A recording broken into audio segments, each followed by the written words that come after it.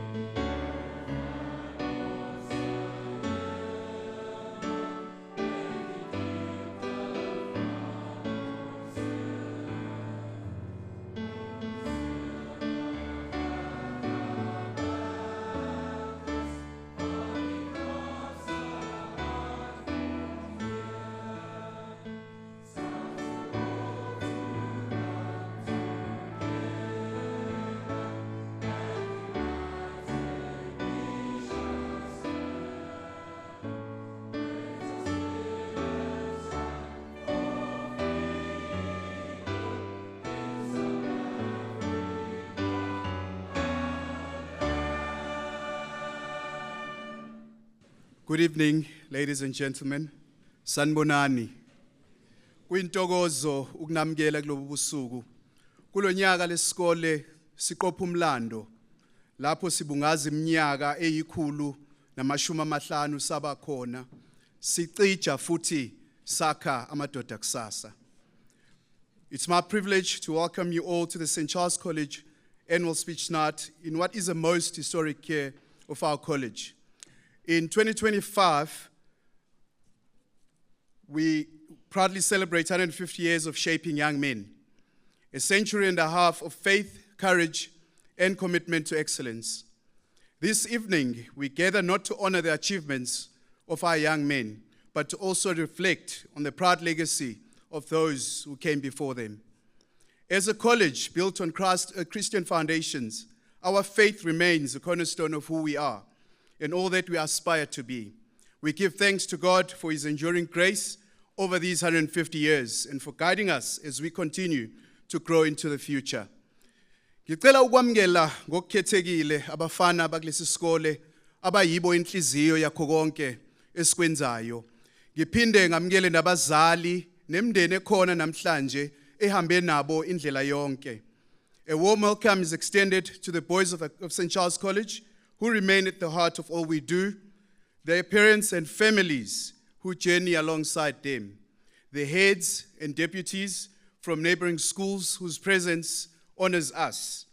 All boys of the college, especially the former head boys, Dux Award winners, who carry the name of St. Charles College into the world. The Board of Governors and the members of the All Boys Association for their faithful leadership and stewardship. All the friends of the college who stand with us in support and encouragement. As we celebrate tonight, we are reminded of the philosophy that has guided St. Charles College through generations, an education that prepares boys not just for success, but for significance. At the core of this philosophy are our 5 values: courage, respect, honesty, self-discipline, and responsibility. These values have shaped countless lives, and they continue to call each of us to live with integrity, lead with compassion, and serve with purpose. There's a well-known isiZulu proverb that says, "Inkunzi isematholeni." That translates to, "The bull is among the calves." This saying carries significant cultural meaning and implies that today's youth are the leaders of tomorrow. May tonight's gathering inspire all of us to honor the past, celebrate the present, and look with faith and hope toward the next 150 years of St. Charles College. Namgelekile nonke, welcome to Speech Night 2025.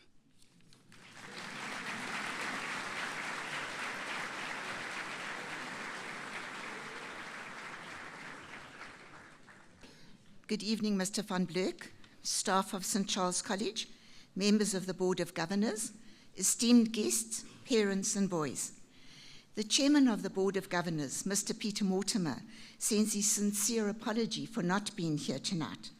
When he told me he couldn't be here, he said, and I quote, "Speech night is the highlight of the year for me, and I'm so sad to miss it. But I know that as the vice chair, you will represent us well." So, it is an honor for me to represent the board on this 150th anniversary speech night dedicated to celebrating achievements of the year. I was told by a staff member, "Don't be boring," so I'll try my best.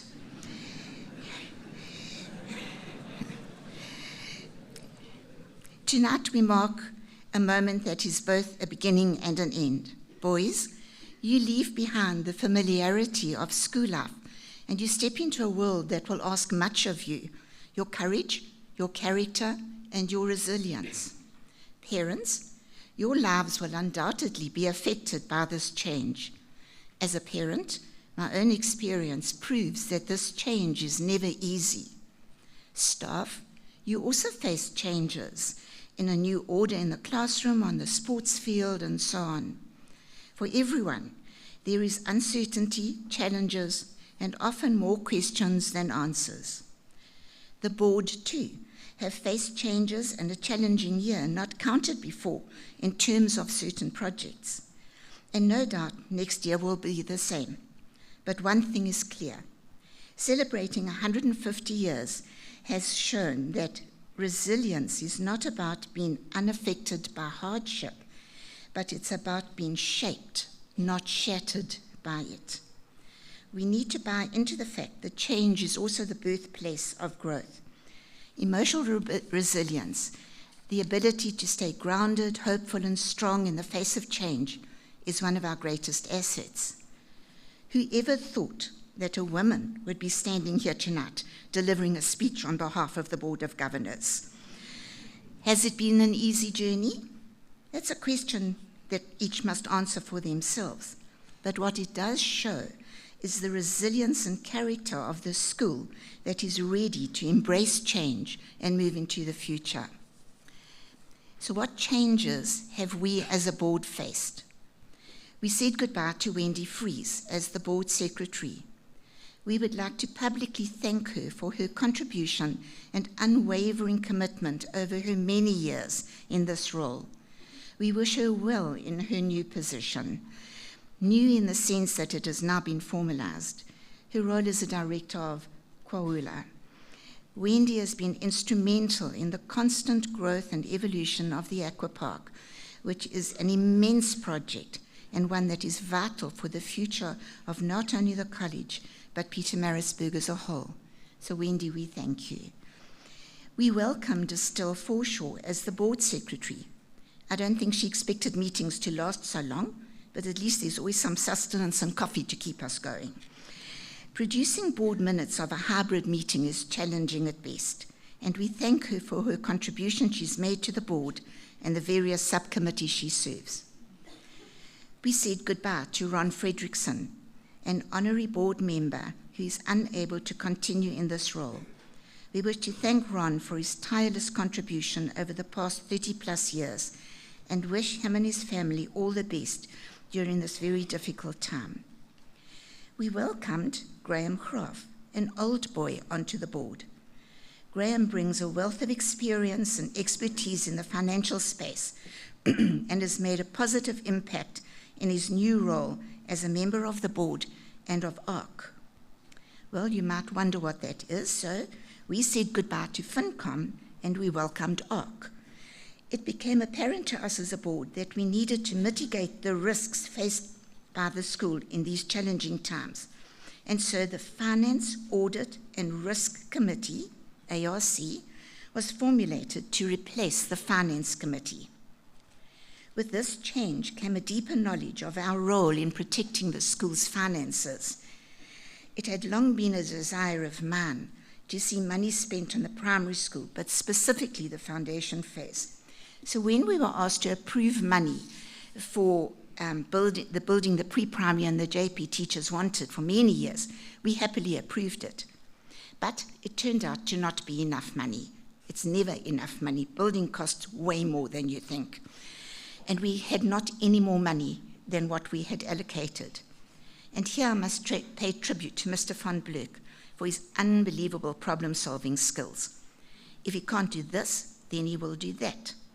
And that has added significantly to the aesthetics of that area, as well as providing place for the boys to play and for teachers to enjoy. This is one change we can be rightly proud of. Another change was our participation in the OISA evaluation process, something that had not happened before. When Mr. van Bleek phoned the board, almost everybody turned up. And the OISA people were quite surprised. They only expected one person, but instead they were faced with a whole lot of us. How proud I was to be a member of the board that gave such a good account of our role. Although our role as the board is to safeguard the school's core identity, values, and long-term purpose, we believe it is more than this. How happy some of us are that board meetings are no longer dominated by discussing rugby results. That's a huge change.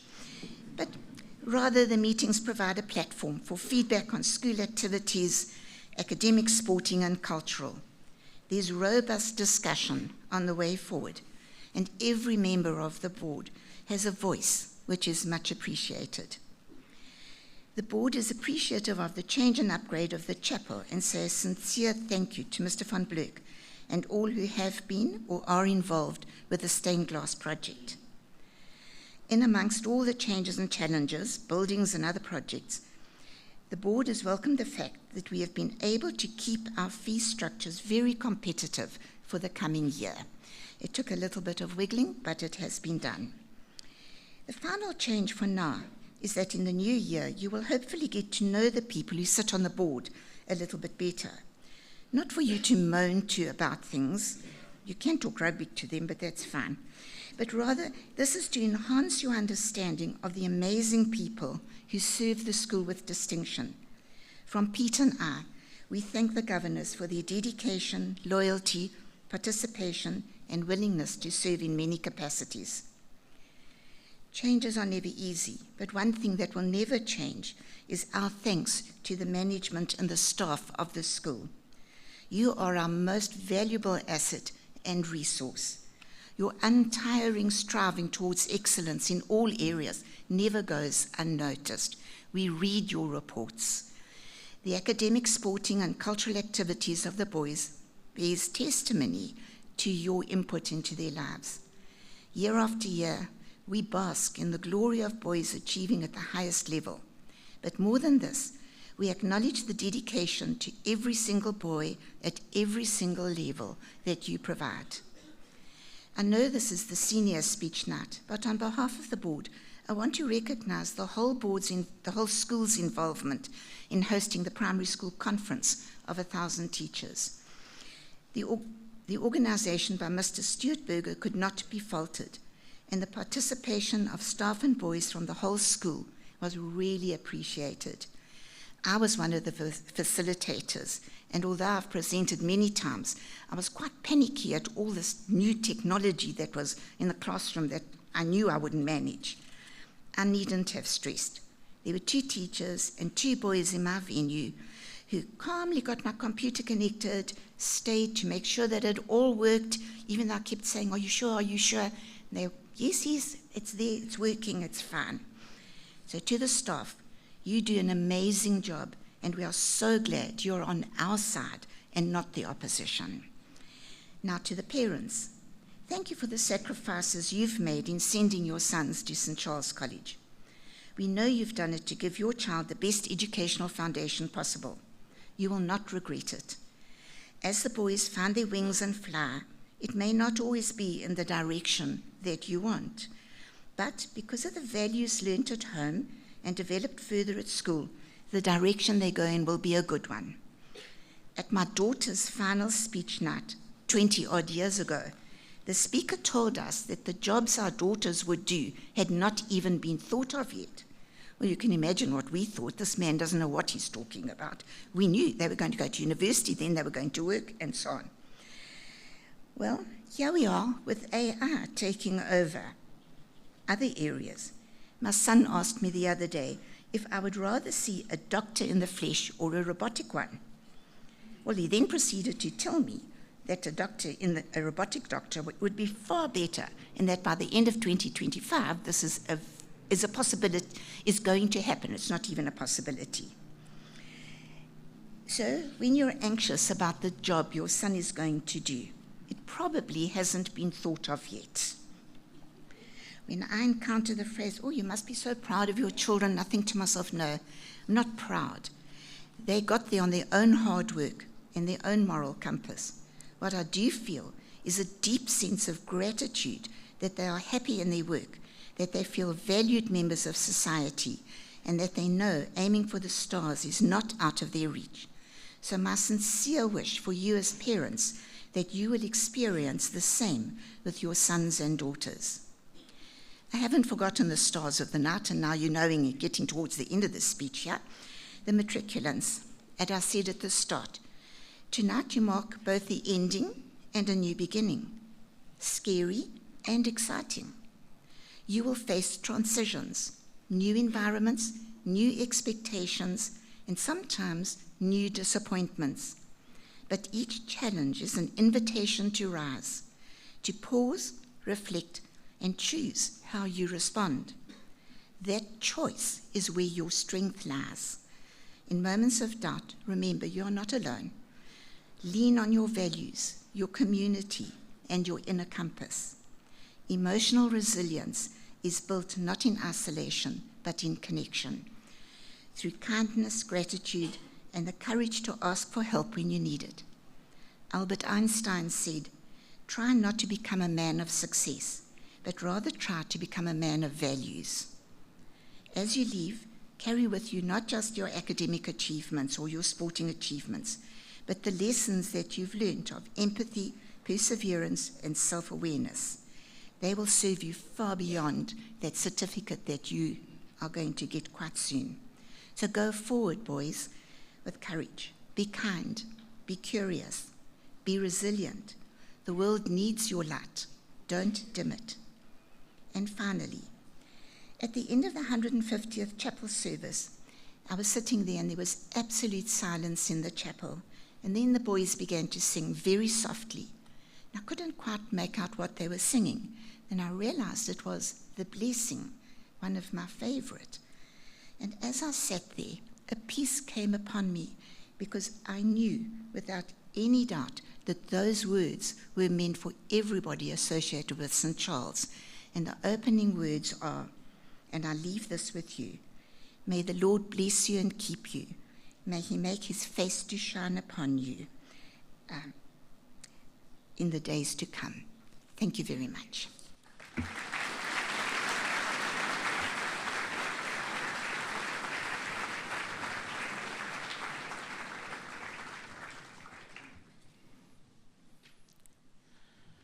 A merchant from Alexandria had a trade route across the desert. He traveled from village to village, selling goods off the back of his camel. On one trip, a sandstorm kicked up and covered the trail. He wandered around looking for the familiar route. When he ran out of water, he began to worry. Eventually, he saw in the distance what looked like an oasis. He moved as fast as he could to what could be his salvation. Just as darkness fell, he felt cool water on his sandal. He dropped to his knees and began cupping water into his mouth, with his palm thanking God that he had survived. Then out of the darkness, he heard a big booming voice from heaven say, "Merchant, reach down, pick up some stones, put them in your pocket, and in the morning you will be both glad and sad." Well, when a big booming voice from heaven tells you to do something, I suppose you tend to do it. And so he reached into the stream, picked up a few pebbles and put them into his pocket. He then packed up his camel as fast as he could and took off.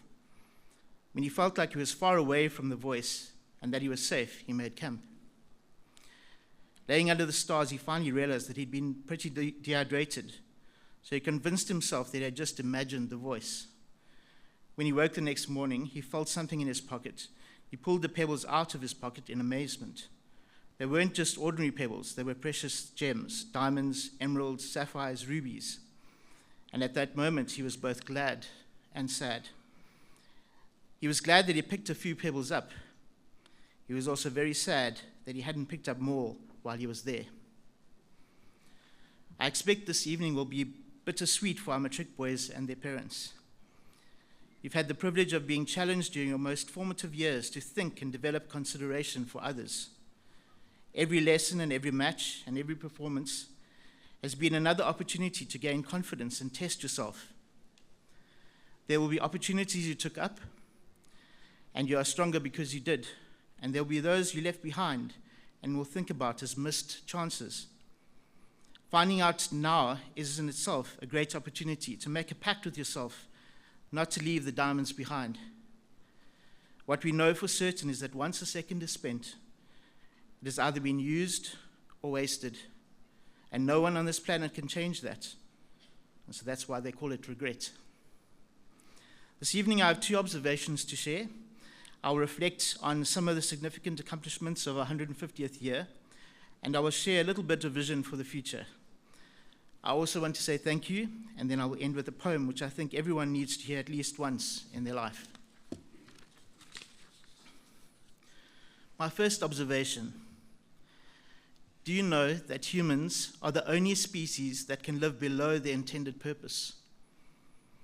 Everything else on the planet strives and breathes, does everything they can every single day to optimize their existence. Just think of the weaver birds. Very high standards for nest building, and the women seem to rule the roost there. At St. Charles College, we don't do difficult things so we can say we are better than others. We do difficult things to show what is possible by hard work and determination. We've taken on the Cambridge curriculum to show that our country can operate at international standards, and to give our boys the international confidence they need to be global citizens who step forward onto the world stage and take the lead in medicine, education, law, science, engineering, business, manufacturing, IT, agriculture, and social care. Today, our country stands on the brink. The way every straw falls matters. There are those who state that the only thing that matters is how many points you get. Some people have joked that if you get 51%, you've worked 1% too hard. This is usually said by people who do not realize that the world is dying from a glut of average thinking. The problems we face are complex and difficult and require minds who can figure out better ways to do things.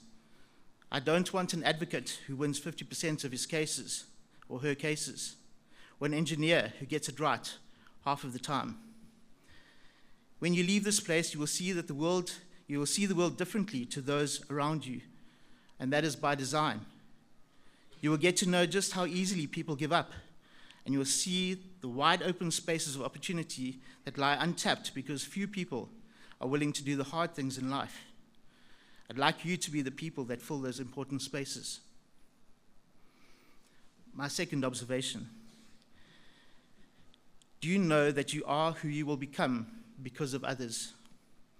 It's not just because of the decisions you make and have made, but the help you receive to make your decisions stick that makes you succeed.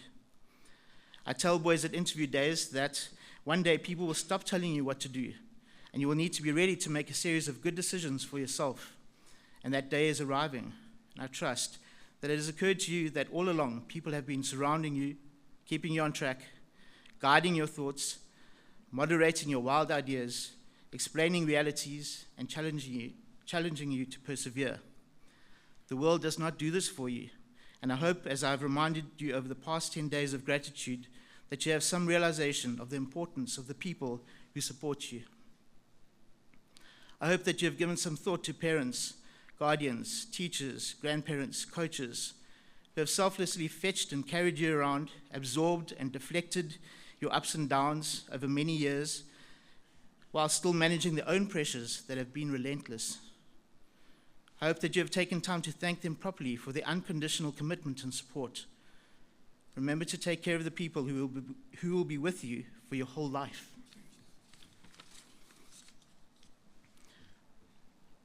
This has been a big responsibility for our matric group to take on the 150th year. I felt it myself. After all, you can only do it once. You can't repeat it. And so we've heard this evening about the Primary Conference. We have a film, Howen Road. We have a new YouTube channel. The Old Boys Weekend was spectacular. We've built amazing venues, even though I told the board it would be a quiet year. The observatory will open shortly. We've changed the school badge. We're changing the chapel. We had a magnificent family day. We have been on whole school exchanges to Gauteng. The chapel service remains a mark I don't think I'll forget. And then our 1875 school newspaper, which has taken on higher standards, and the matric dance, which was spectacular yet again. The list is long. A little bit of vision. I remember Mr. Stradham's lines from Howen Road, "Can enemies be friends?" To make Pietermaritzburg work, this is what it's going to take. We will need the city to unite to bring change through cooperation. This very afternoon, all the containers, all 7 of them carrying the Merthyr pool from Italy, have arrived safely on site. And on Monday, the Italian team will arrive and begin the installation. This is a project that marks our precinct and city as the epicenter of sport and education in our province. Together with the athletics track, the pool will be used to fill the calendar of Pietermaritzburg with local and international events. Seal Swimming Club will partner with Aquapark to make the city a significant part of the aquatics ecosystem in South Africa. I know that I can't see anyone, but I know that Mr. Christodoulou is here with us this evening, and I thought you might like to know that I used the model for your Mills Spa Centre to influence the layout of the park. And if you'd like, I'll take you for a walk and show you what I mean. I'd like to say thank you to my wife. I think she's in the front row here. To the Board of Governors, who support the school with tremendous energy. To the management and staff of the college, who are really special. And boys, I think you can give them a round of applause.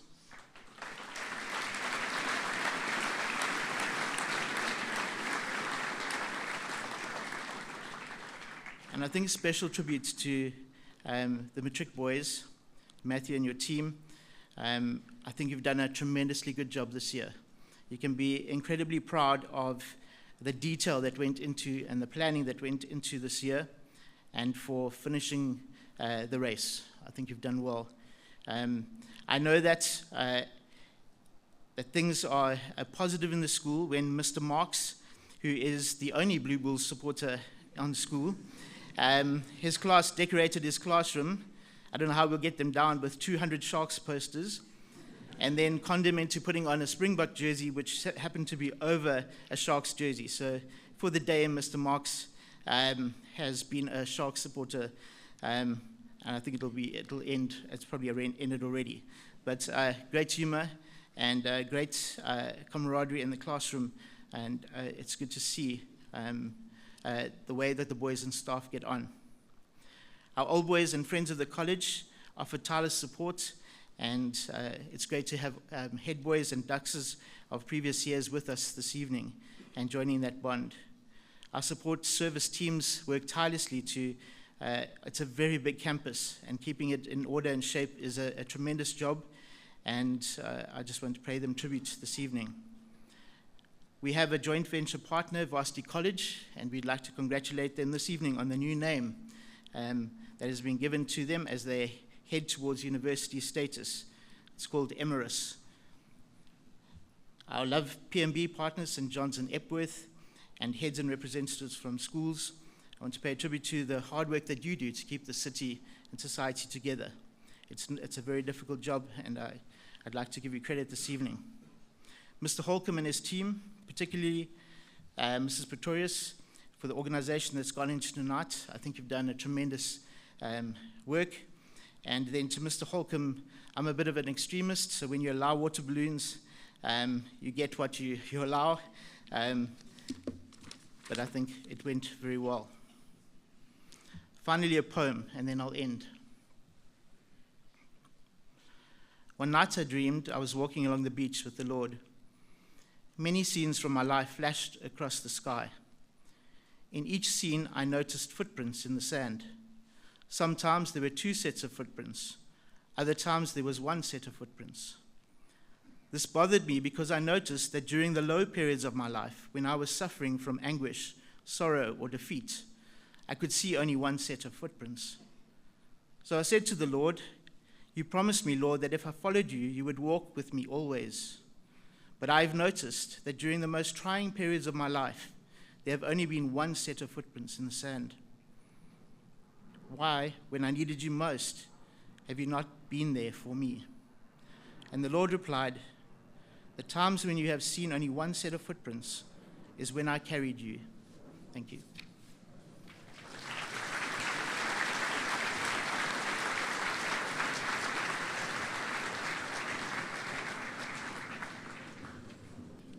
Ladies and gentlemen, good evening.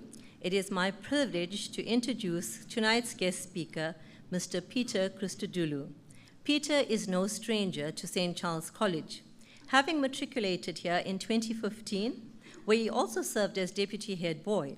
After leaving the college, he went on to study at Stellenbosch University, graduating in 2018 with a Bachelor of Commerce degree in Economics and Statistics.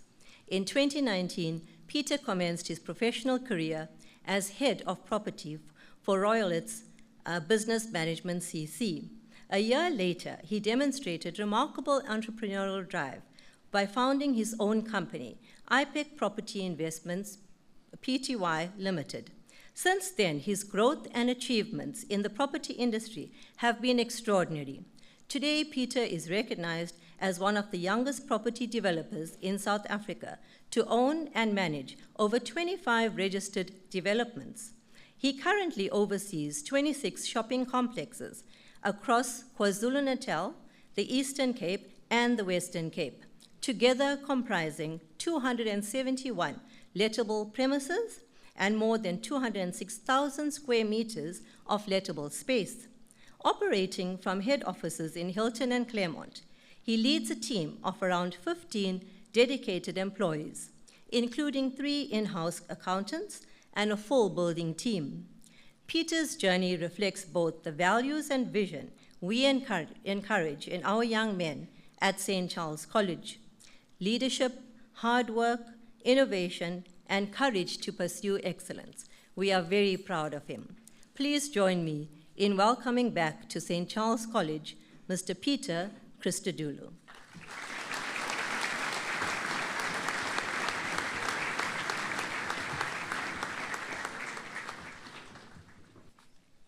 Good evening to all attending tonight's special occasion. Before I get into my speech this evening, because I've prepared something that's going to be about a half an hour long for everyone, but it will be very entertaining, so please don't fear. I just quickly wanted to say, on Monday I had the privilege of doing a campus walk. And yeah, gentlemen, you'll see that once you finish your time at the college, you'll move on and life will become very busy. And I had the privilege of coming back, and it was my first time in 10 years to walk around the school. And it was such a privilege to see how the school has grown. And so before I start my speech this evening, I just want to say to all of the staff of the college, to the board of the college, as an old boy, it's something that makes me incredibly proud to see how far this school has come. And I just know that the school is going to grow in leaps and bounds. And I truly am very, very proud to be an old boy of the college. But to not make my speech too long, I'm going to jump in. I'm incredibly honored to be able to speak this evening. And I want to start my speech by thanking the college with providing me the privilege to share on such an auspicious occasion. When sitting down to write my speech for this evening, I was vested to draft something formal. However, as I researched the very heart of what I'll be speaking on tonight, I realized that tonight's speech is going to come from my heart, and it's going to be towards the matriculants of 2025. In other words, ladies and gentlemen of the college, parents, staff of the college, special guests, there is no need to fall asleep during my speech tonight. I promise it is going to be interesting. I've entitled this evening's speech, Hidden in the Mindset, and it has been specifically written for all of you young gents in front of me tonight with unimaginable dreams. It is truly my hope by the end of tonight that you can all share from my story and the words spoken by myself to achieve success that I know is awaiting all of you on your journeys to come. The definition of success can look very different depending on who you ask. And so tonight I'd like to try and provide you with two definitions of success that I have found resonates with myself. Thereafter, I'd like to briefly share about my background and how I attempt to live out these very definitions, as well as the positive steps that you can all take in stepping towards such success. The very first definition of success comes from Maya Angelou, and she describes success as liking yourself, liking what you do and liking who you are. And the second definition of success comes from the Bible, in Matthew, where it is written, "What do you benefit if you gain the entire world but lose your soul?"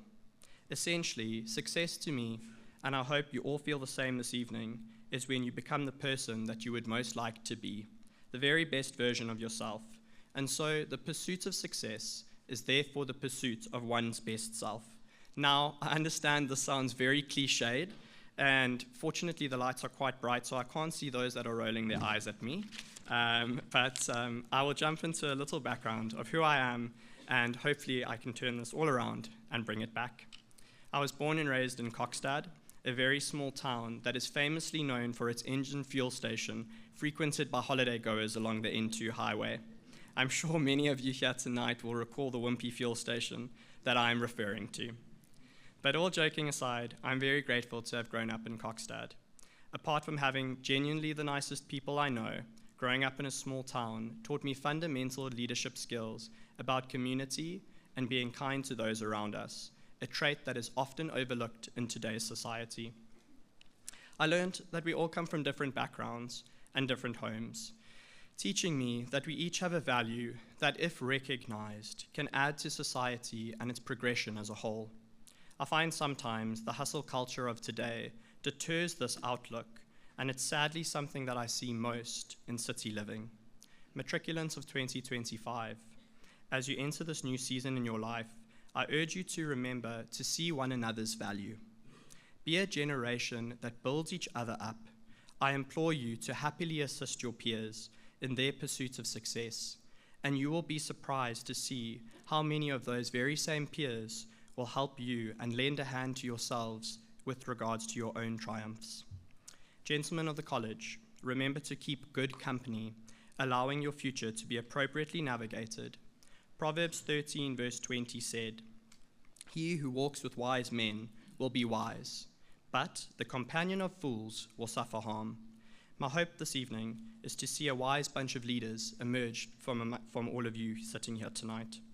I'm slowly beginning to feel like a motivational speaker, and so before I'm mistaken for one, I'll divert back to when I attended St. Charles College from 2008 to 2015. I spent over 8 years at the college, and for those of you that are doing the maths, I can assure you I did not fail 3 years, but in fact I started my journey at the college in grade 5. And despite the Cambridge curriculum giving me some formidable mathematics challenges, a shout out this evening to Mrs. Pillay for helping me over the line, I matriculated in 2015. Following St. Charles College, I attended Stellenbosch University, where I studied economics and statistics. As you can imagine, this came as quite a surprise to my parents, who had wondered if it had just been a bad year and that Stellenbosch had possibly dropped their standards in allowing me in. Of course, I am merely joking, but behind this joke is truly an appreciation to all that I learned at school, preparing me for the journey I've since walked. This is something that I'll come back to towards the end of my speech this evening. On completing my tertiary studies, I ended up where every young Greek gentleman is meant to end up, in the family business. And it is from this safe haven that I was allowed to pivot with the support of my family, and I lent into my passion for property development. Today, thanks be to the Lord, I am blessed to be one of the youngest property developers in the South African industry. Now, this is a position that is often met with many challenges, and I want to point out that my successes this far in my life are not due to my efforts alone, but actually, on the contrary, my achievements are thanks to the wonderful colleagues that I work with each and every day, thanks to my caring friends who have helped me overturn many failures in my life, and to my wonderful family who have walked each step of the journey alongside me. Matriculants of 2025, I encourage you to remember Proverbs 24, verse 16, where it is said, "For though a righteous man falls 7 times, he will rise again, but the wicked stumble when calamity strikes." Gents of the college, life will have its setbacks and life will have its failures. And those of you who possess good communities and you surround yourselves with good people, you will find that you will receive the support that you need to get back up with resilience and the determination needed to achieve success once again. Tonight, however, is not about me, and tonight is about all of you in front of me. The reason why I've shared my path this evening is to show you a glimpse of what is lying ahead for all of you. You will all have your own stories to tell, and as I get into the heart of my message now, I hope that you can take encouragement that I, as a young man from Kokstad, a very small town, pretty much in the middle of nowhere, have found my calling, and so too will you all find yours.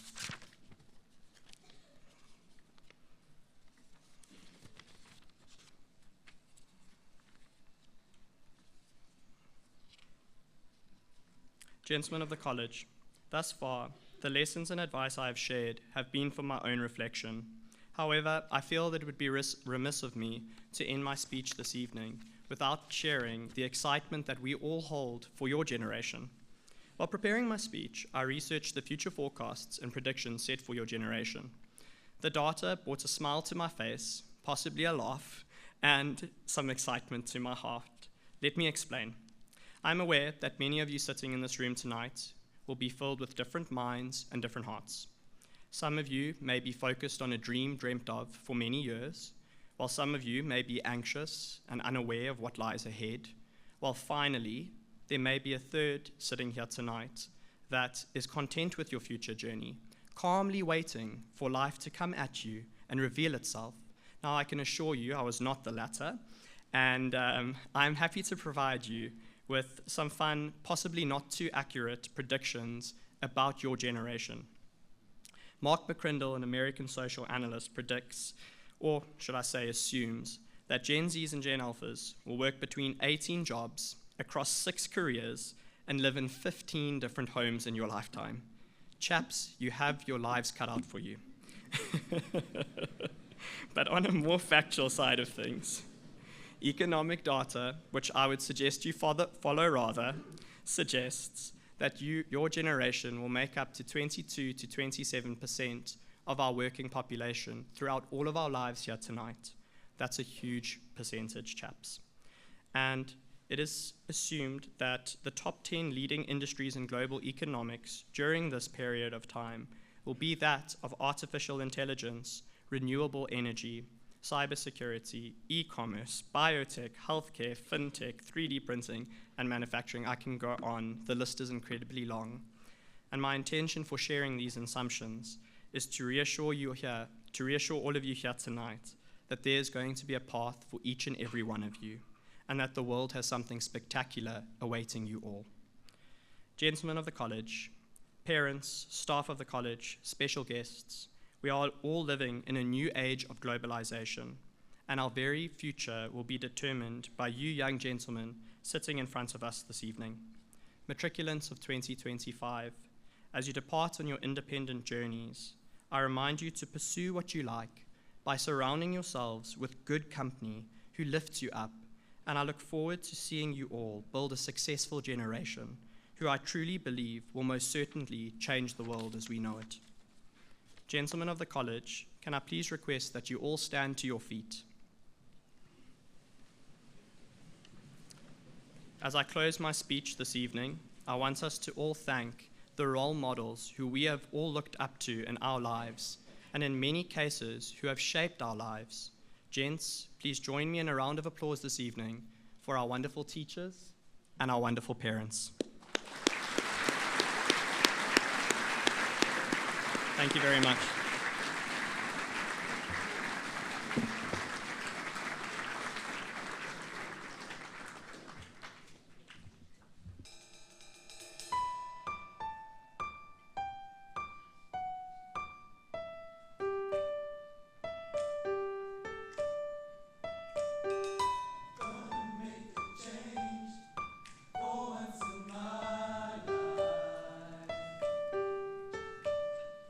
It's gonna feel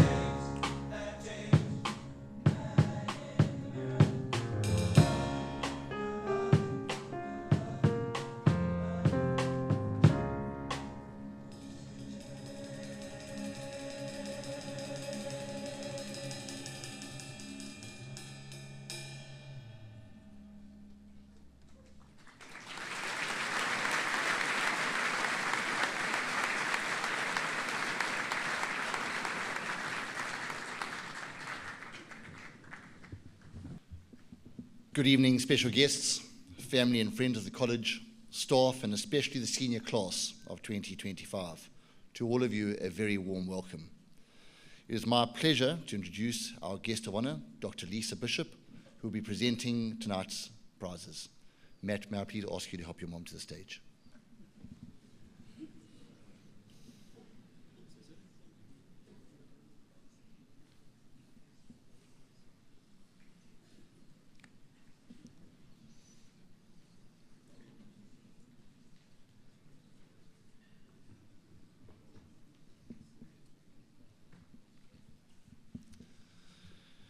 We start this evening with attendance certificates. Attendance certificates are awarded to pupils who have completed their schooling at St. Charles College, making their full journey from scrummies in our junior primary to high school and finishing in grade 12. I will read their names in groups of 5. Joel Archibald, Hayden Ehlers, Callum Hancock, Yokshun Liu, Shahil Maharaj.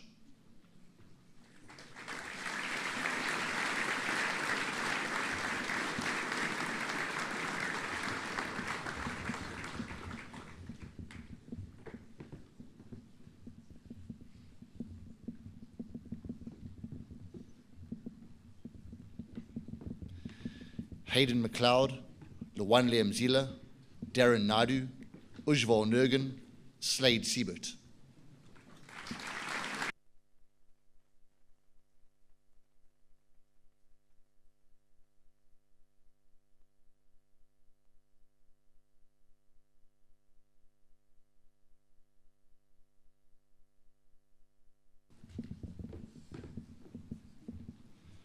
And Fisakukle Twala and Daniel Wilkinson.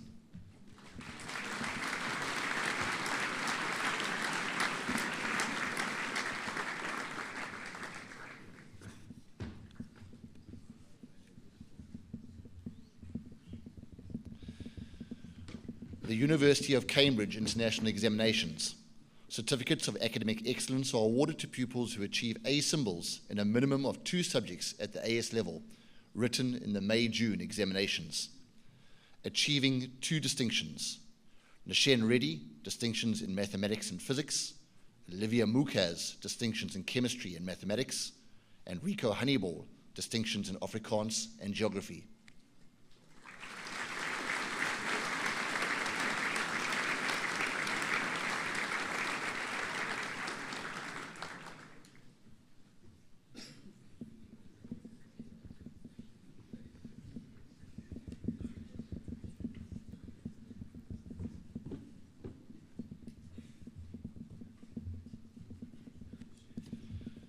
Achieving 3 distinctions. Ethan Late, distinctions in English language, geography and mathematics. Kerwin Ashley Maestri, distinctions in chemistry, mathematics and physics. Ronan Thistleton, distinctions in chemistry, French language and physics. Matthew Thistleton, distinctions in chemistry, mathematics and physics. And Robert Cullis, distinctions in chemistry, mathematics and physics.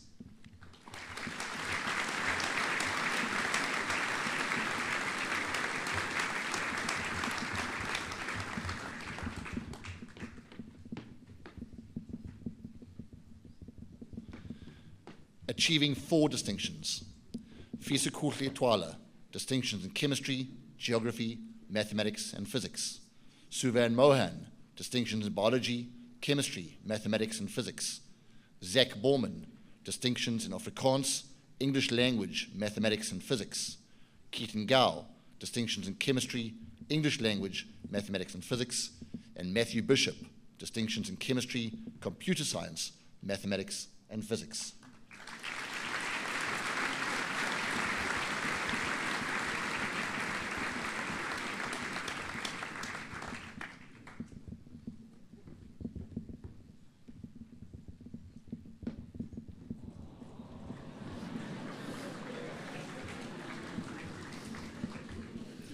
Achieving 5 distinctions. Joel Archibald, distinctions in Afrikaans, chemistry, geography, mathematics and physics. Milan Lachmanan, distinctions in Afrikaans, biology, chemistry, mathematics and physics. And Shahil Maharaj, distinctions in biology, chemistry, English language, mathematics and physics.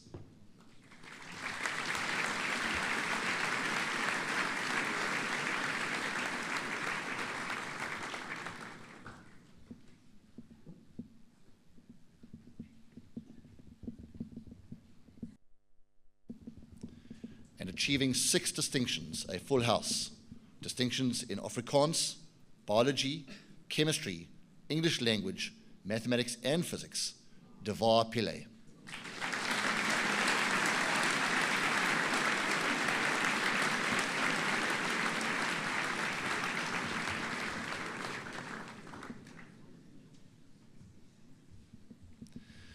Matric subject prizes. These prizes are presented to the top achievers in each subject offered in the Cambridge International Exams. A minimum of a distinction is a prerequisite for these awards. In accounting, achieving a final trial exam mark of 97%, Mohammed Essa.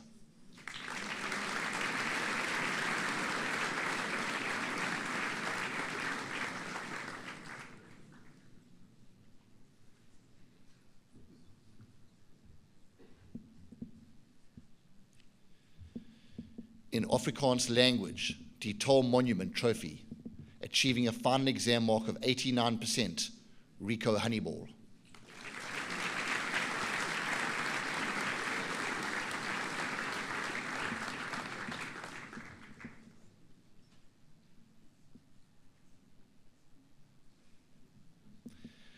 Biology, achieving a final exam mark of 87%, Milan Lachmanan and Shahil Maharaj.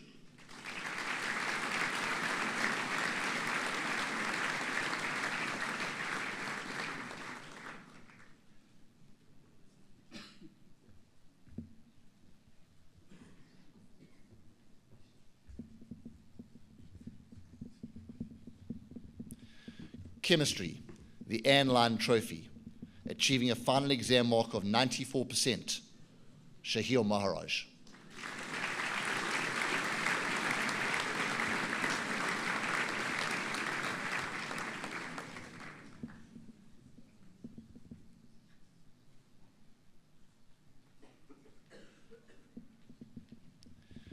Computer science, achieving a final exam mark of 90%, Matthew Bishop.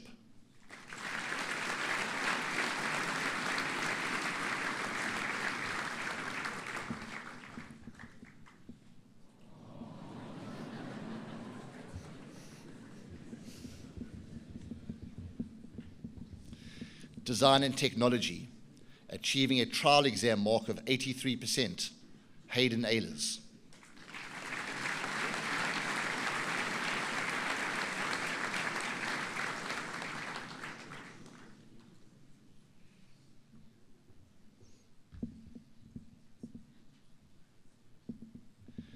Economics, achieving a final trial exam mark of 80%, Mohammed Essa.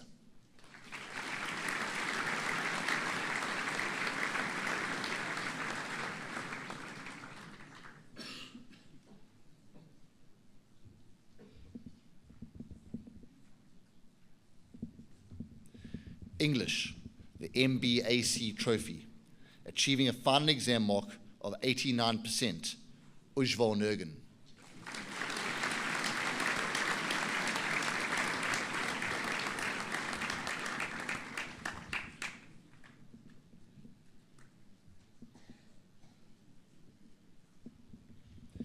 French language, achieving a final exam mark of 90% and being recognized as the top mark in South Africa, Smith Susan.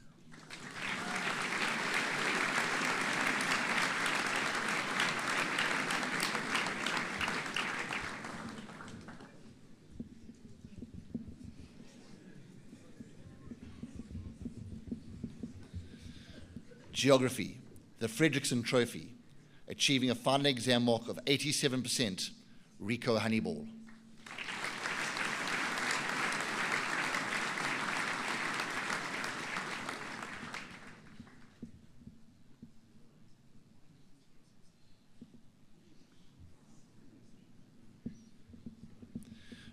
German, achieving a final exam mark of 92%, Roman Stein.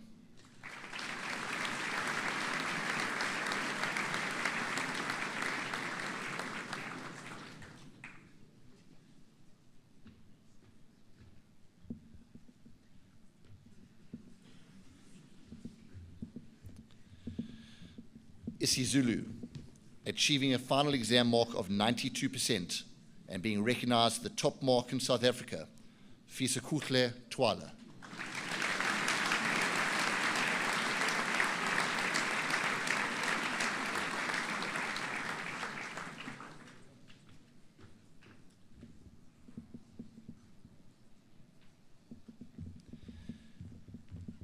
In mathematics, the Principal's Trophy, achieving a final exam mark of 99%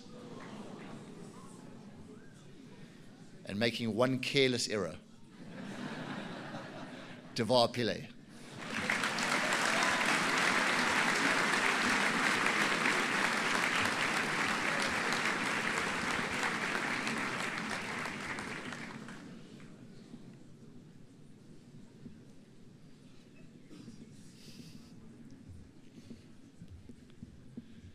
In Portuguese, achieving a final exam mark of 91%.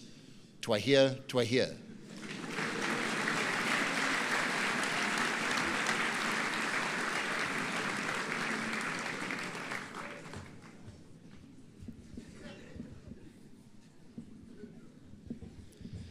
In physics, the George Curran Trophy, achieving a final exam mark of 95%. Shahil Maharaj.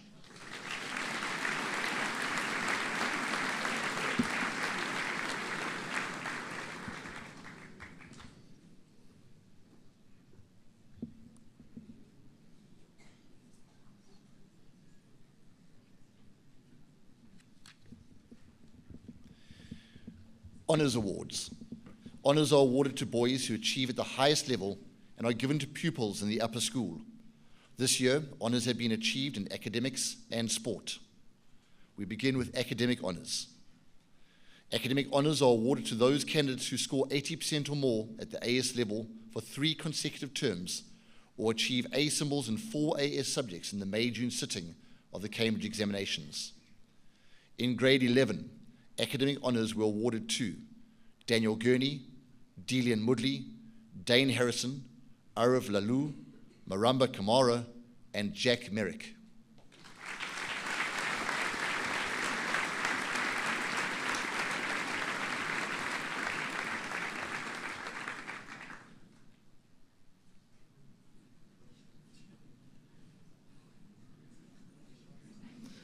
It's very hard for us to see, so I hope they are making their way up.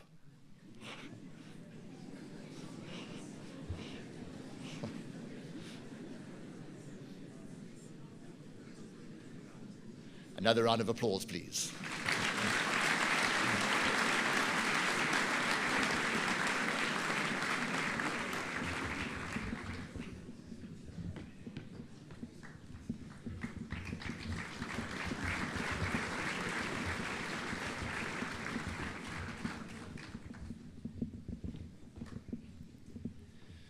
In grade 12, academic honours were awarded to Matthew Bishop, Shahil Maharaj, Rico Honeyball, Joel Archibald, Devar Pillay.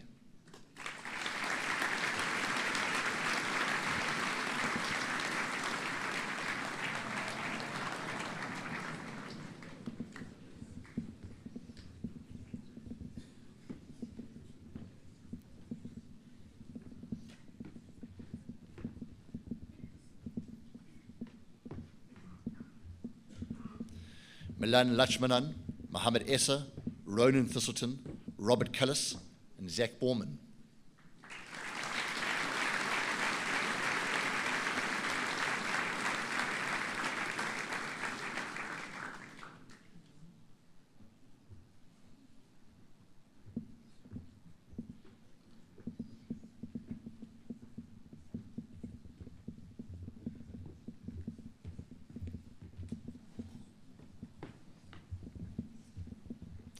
Suvan Mohan, Fisakuhle Twala, Keaton Gow, James Warmington, and Carl Famage.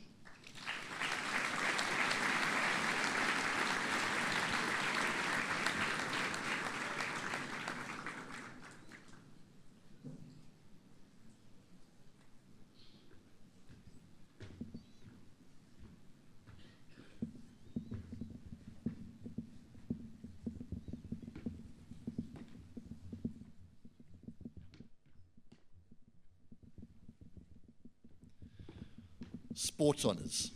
In basketball, for his selection to the KwaZulu-Natal under-18 team, Bandile Sokabasi, and for his selection to the Eswatini under-18 national team, Tivida Maposa.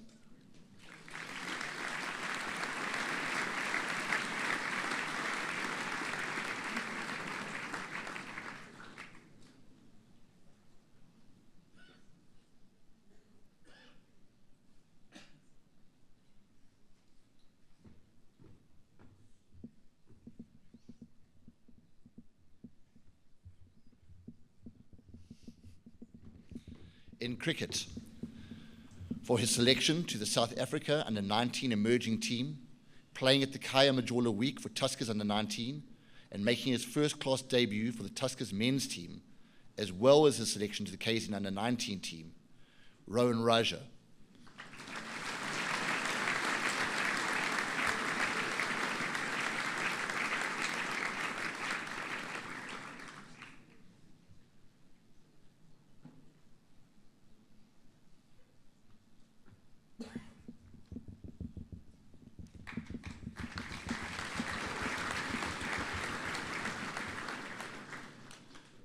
And also in cricket, for their selection to the KZN under-19 cricket team, announced yesterday, Kayura Nadu and Thandokuhle Zama.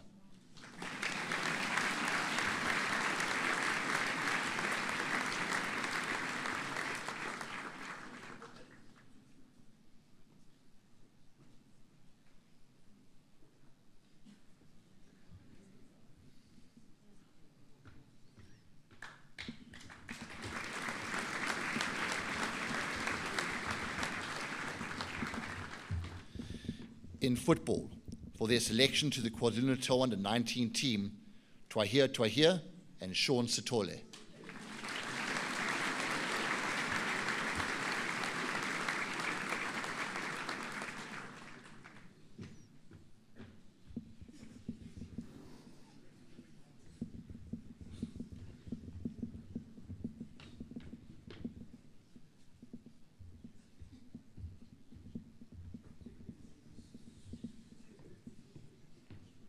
In squash, for his #1 ranking in KwaZulu-Natal under-19 and a top 5 ranking in South Africa under-19, Rave Ramden.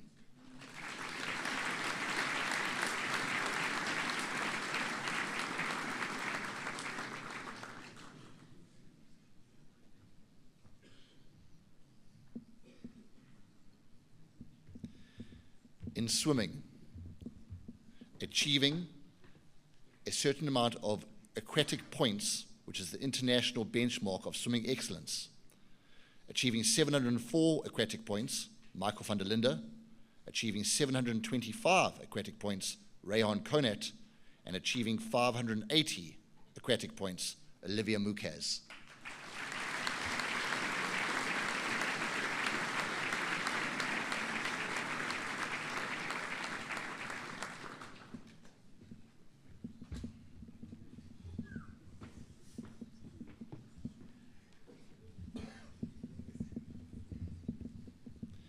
In rugby, for his selection for the SARU Elite Player Development Squad, Raphael Ajabadi.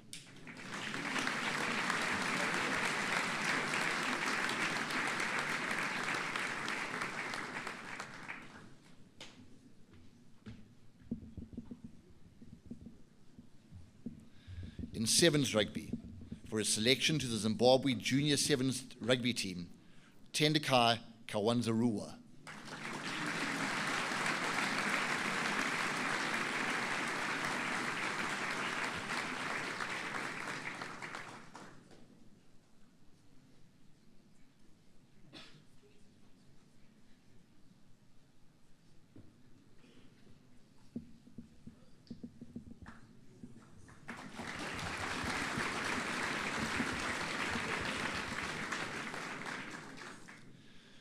For service, the LAMP Blue Cross Awards.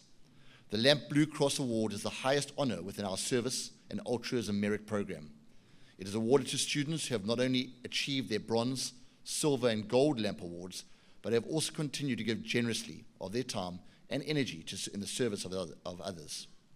This prestigious award recognizes exceptional commitment to community service, environmental care, and acts of altruism. It is earned through consistent, selfless volunteering, often outside the spotlight, and reflects a deep and sustained dedication to making a positive impact in the world around them. Recipients of the Blue Cross Award have demonstrated outstanding compassion, leadership, and civic responsibility, embodying the very spirit of service we strive to foster in all our students. Being awarded for the first time ever, the Blue Cross Award goes to Jaden Kiston and Mahir Ramjathan.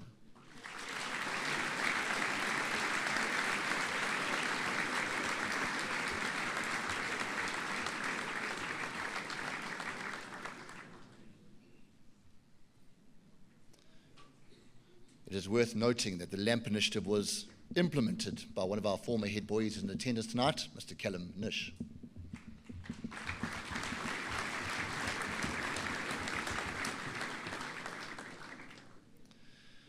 We now move on to the general awards. These awards are made in the categories of character, culture, and sport. We begin with the Character Award, the Kelly Naidu Trophy. At St. Charles College, some boys are confronted with challenges that few around them may ever fully see or understand. The obstacles they face are often daunting, yet these young men meet adversity with remarkable courage and resilience. Their quiet determination and strength of character shine through in a way that they persevere, achieve, and inspire. This award honors not only their achievements, but also the powerful example they set for their peers, that with faith, resolve, and integrity, no hardship is insurmountable. We salute this young man for continuing his march forward despite the many obstacles that have been placed in his way. The award goes to Nathan Arnold.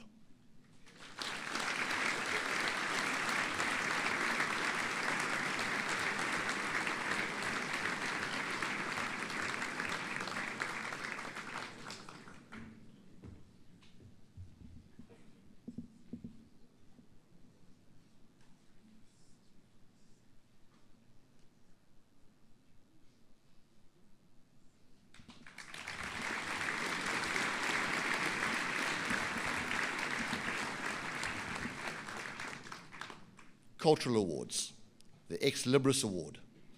The award is presented to an individual for their significant contribution to culture during their tenure at St. Charles College. The award goes to Ujval Nergan.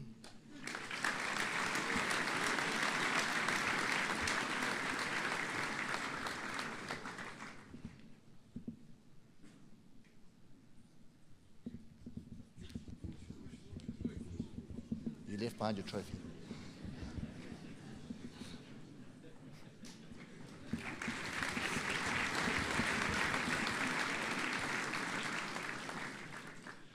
The Prestige Cup for Best Debater is awarded to Zenandi Mazibuku.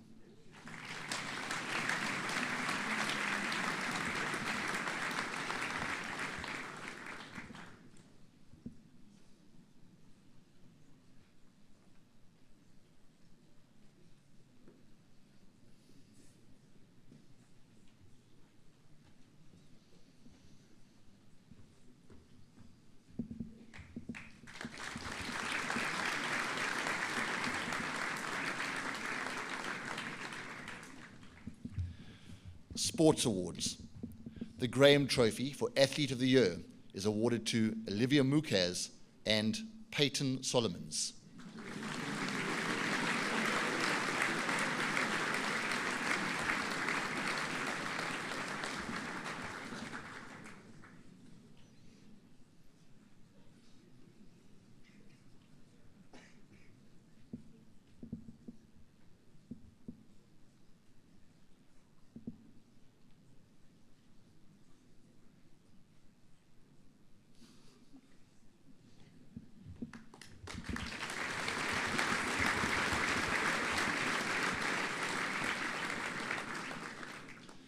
The Polferman Trophy for Canoeist of the Year is awarded to Jonathan Oberholzer.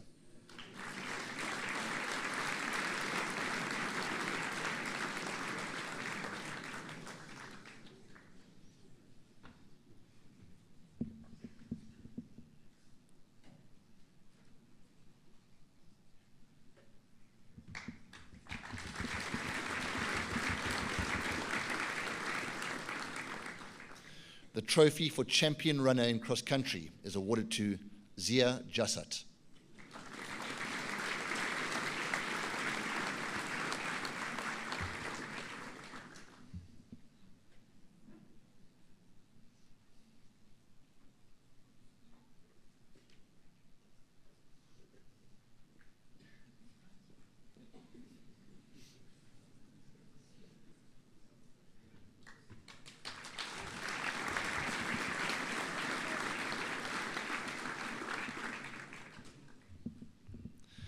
The Ross McCarthy Trophy for Golfer of the Year is awarded to Mitchell Hansen.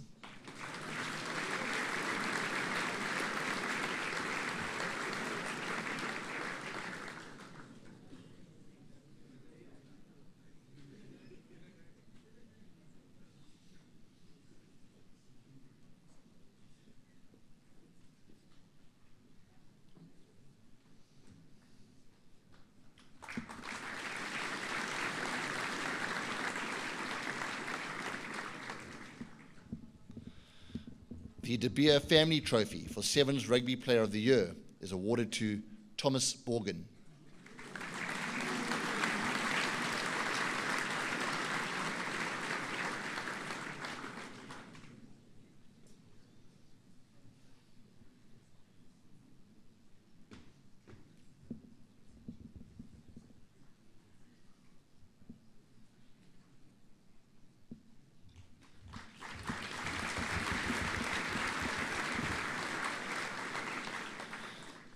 The McIntyre and Pinks Trophy for Attitude and Sportsmanship in Football is awarded to Twahir Twahir.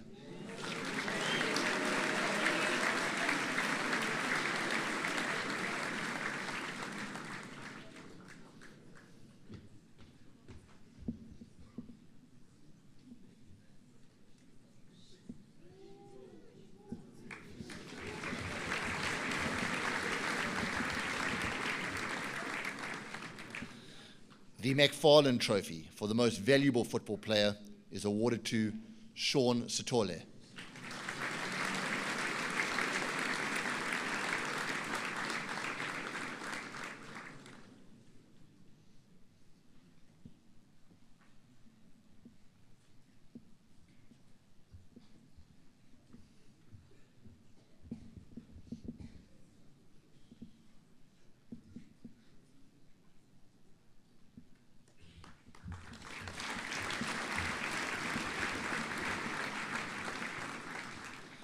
The Martins Floating Trophy for the Most Valuable Squash Player is awarded to Ravay Ramdan.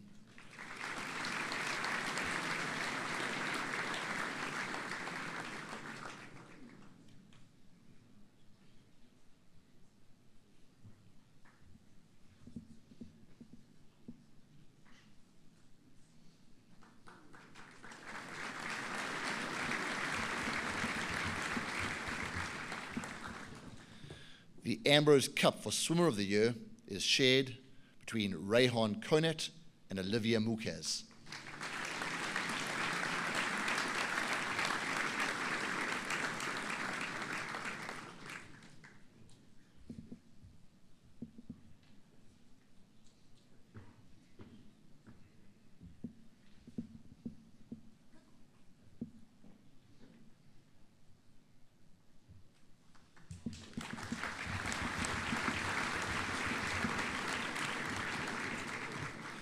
The Ross Stratford Trophy for the Most Valuable Tennis Player is awarded to Roman Stein.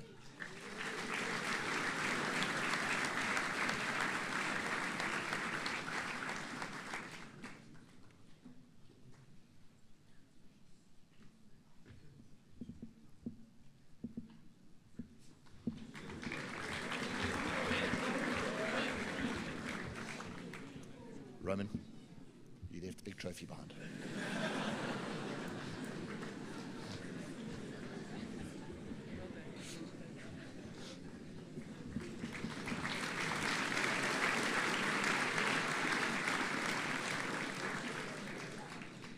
The Patrick Marshall Trophy for the Most Valuable Water Polo Player is awarded to Robert Cullis.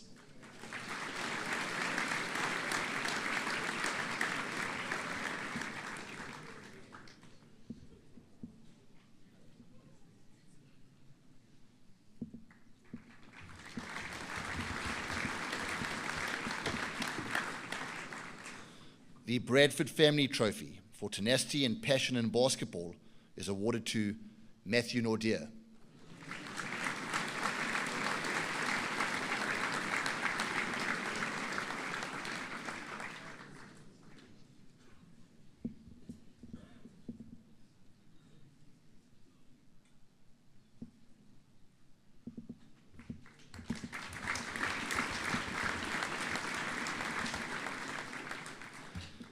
The Hickson Trophy for the most valuable basketball player is awarded to Bandile Sokabasi.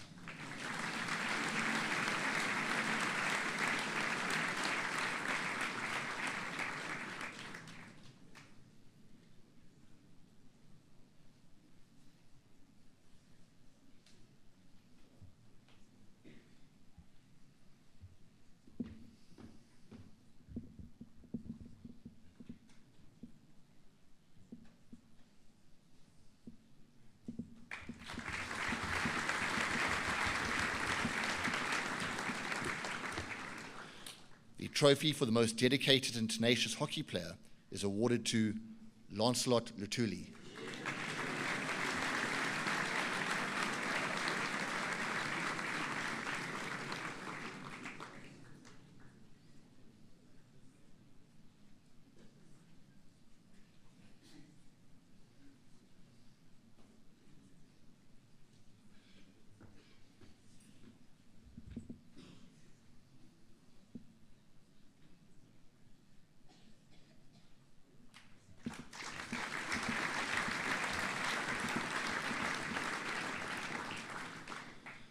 The Defonda Meer Trophy for the most valuable hockey player is awarded to Rico Honeyball.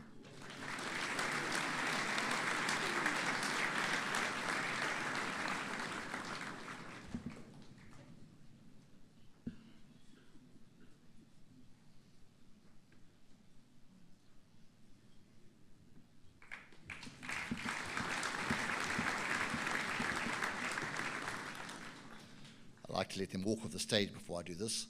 The Dr. M. Peters Memorial Trophy for true love of the game and sportsmanship in cricket is awarded to Rico Honeyball.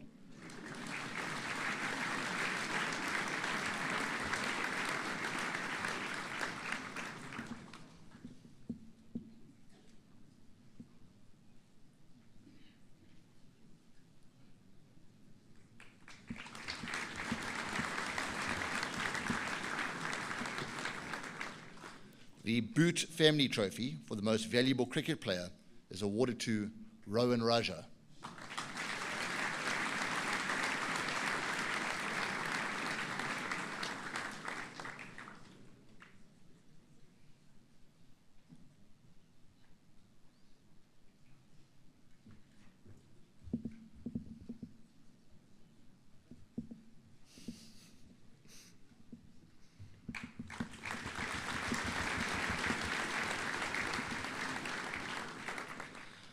The David Palmer Award for the most tenacious rugby player is awarded to Eben Crawford.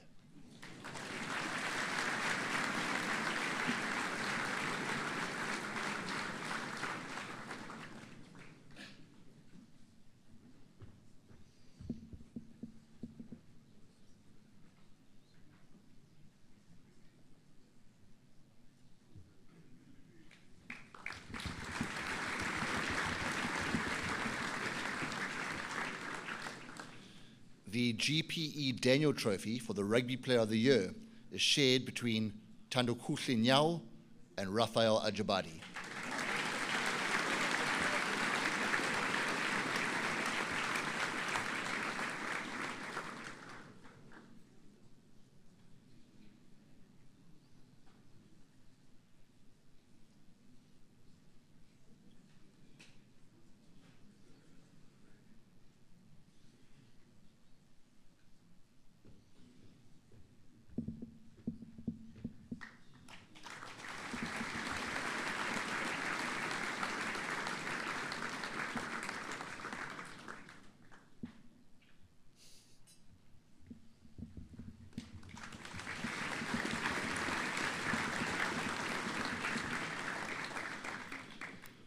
We now move on to the special awards.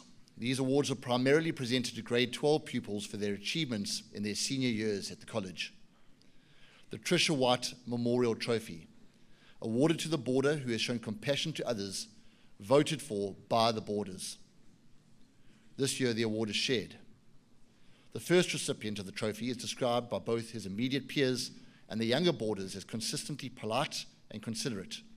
He treats everyone with dignity and respect, and in doing so, he has earned the admiration of all those with whom he comes into contact. The second recipient is consistently regarded as one of the kindest individuals on the campus. Those who know him speak of a compassionate young man who is present and attentive in every conversation. His genuine care and kindness have made a lasting impact on those around him. The award goes to Andre Bosman and Steele Fenton.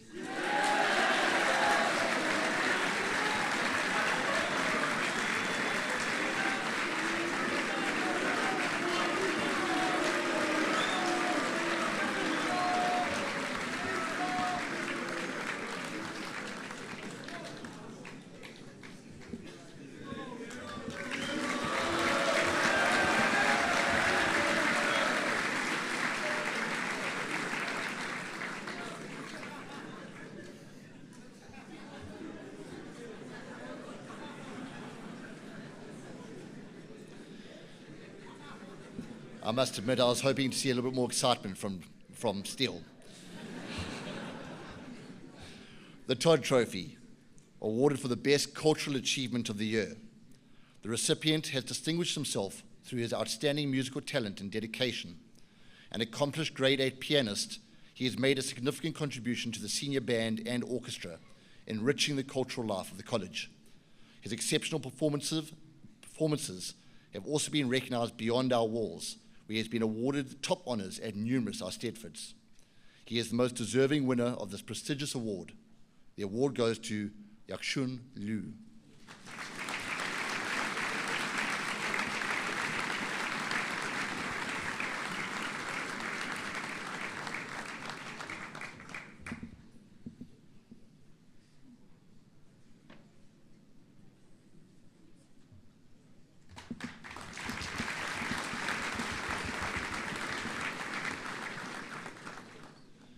The Hennessy Award, awarded for service and significant contribution to the cultural life of the college.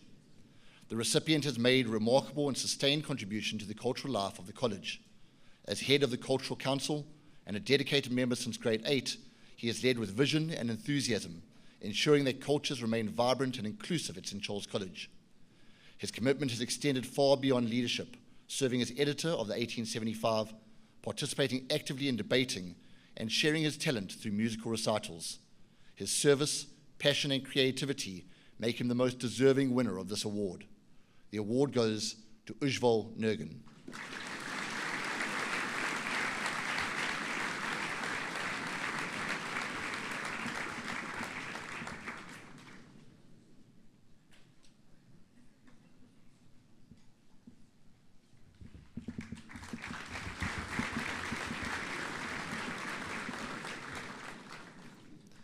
The Ronnie Kun Trophy. This trophy is awarded to an individual or team for the most outstanding sporting achievement in a school sport during 2025. This is rated as the most memorable or landmark achievement in a sport during the year. This year, we recognize one such landmark achievement. The recipient has excelled on the cricket field, making his first-class debut for the senior Tuskers in a 4-day match while still in grade 12, an achievement few schoolboys can claim.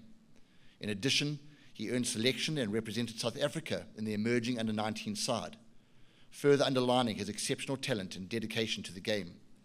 His performances stand as a memorable highlight in the sporting life of the college this year.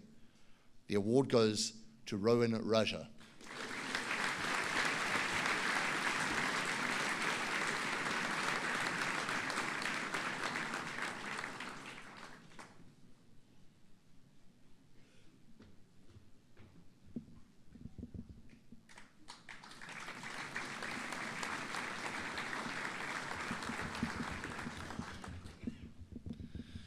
The St. Charles College Old Boys Trophy. This trophy is awarded to the best all-round sportsman of the year. The pupil's participation over his 2 years is taken into account. This year's winner is recognized for his exceptional talent, dedication, and leadership across multiple sporting codes. The recipient has excelled over his 2 senior years, representing the college with distinction in the first 11 cricket, as a member of the first team hockey, and a top goal scorer, and as a record holder in athletics. His versatility, commitment, and sportsmanship exemplify the very best of St. Charles College, making him truly deserving winner of this prestigious award. The award goes to Rowan Raja.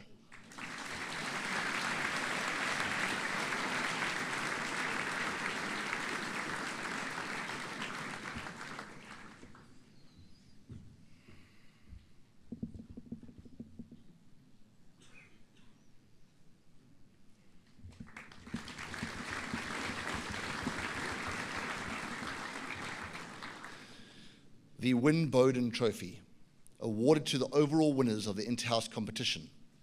Academics, blood donations, culture, and sport are awarded points. In academics, in 4th place, DeLille. In 3rd place, Smith. In 2nd place, Conway. And in 1st place, O'Meara.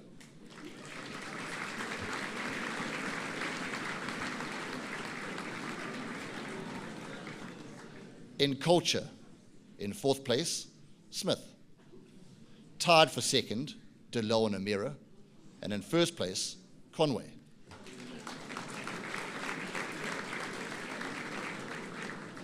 In sport, in 4th place, Conway. In 3rd place, O'Meara. In 2nd place, Smith, and in 1st place, DeLille.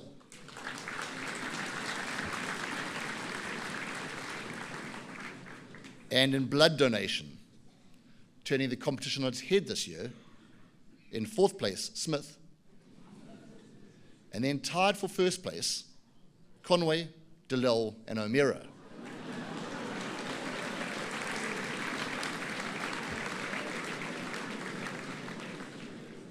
Which means the overall standings for the inter-house trophy are as follows. In 4th place, Smith House. In 3rd place, DeLille House. In 2nd place, Conway House. And retaining the Win Bowden Trophy, O'Meara House.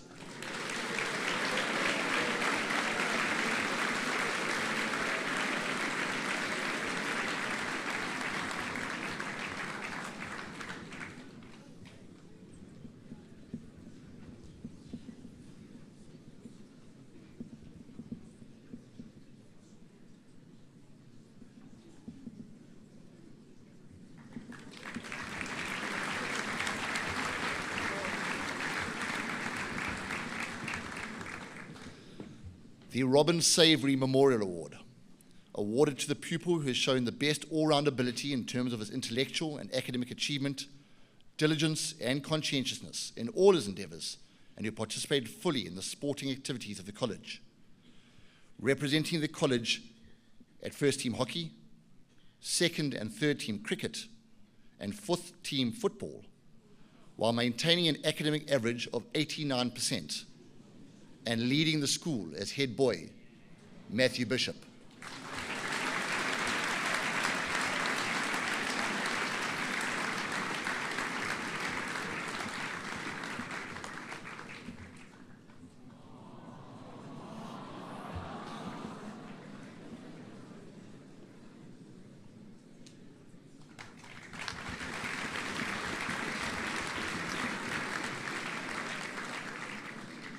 The Ambassador Prize, awarded to the boy who has been an outstanding ambassador for the college.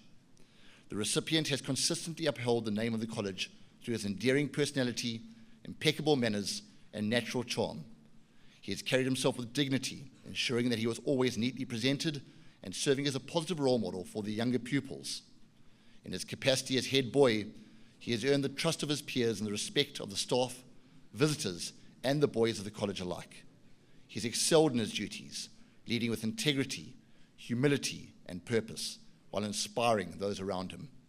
His honesty, consistency, and unwavering commitment stand as hallmarks of his leadership. The award goes to Matthew Bishop.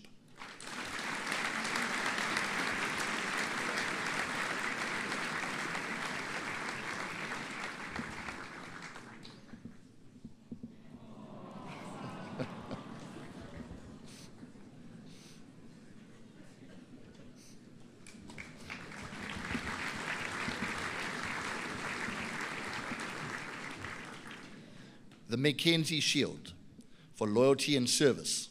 Throughout the year and during all his years at the college, he has shown exceptional loyalty and a strong sense of service. This young man has given tirelessly to the college. He's been a role model to his peers and a source of inspiration to the grades below him. He embodies the qualities of true St. Charles College gentlemen and has been outstanding in his leadership position as a deputy head boy. The award goes to Rico Honeyball.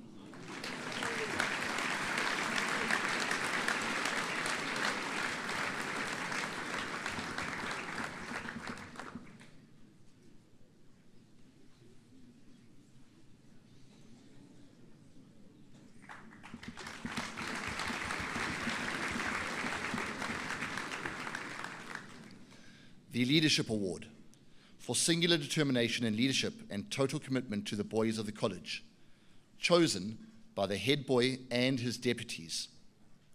The recipient of the Leadership Award has demonstrated unwavering commitment to his duties, carrying them out with consistency and dedication. He has proven himself to be reliable in every circumstance, while remaining approachable and supportive to those around him. His firm but fair approach has earned the respect of both his peers and the younger grades, making him a true example of servant leadership within the college. The award goes to Zach Borman.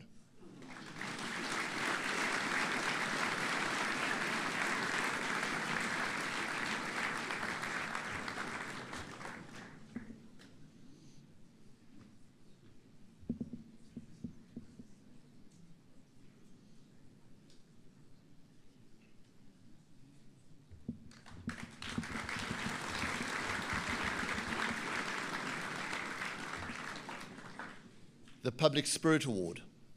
The Old Boys Association presents the Public Spirit Award each year to a matric pupil who best epitomizes the spirit and character of the college. He is firm, friendly, honest, and courageous. He has displayed a constant set of values, and his demeanor displays etiquette and respect for all with whom he has contact. Voted for by the boys of the college, the award goes to Matthew Bishop.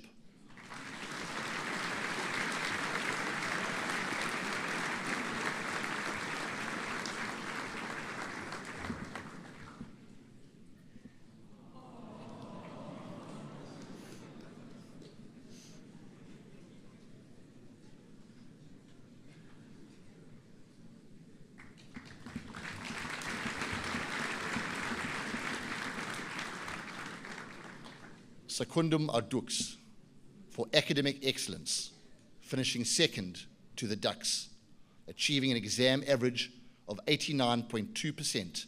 The award goes to Matthew Bishop.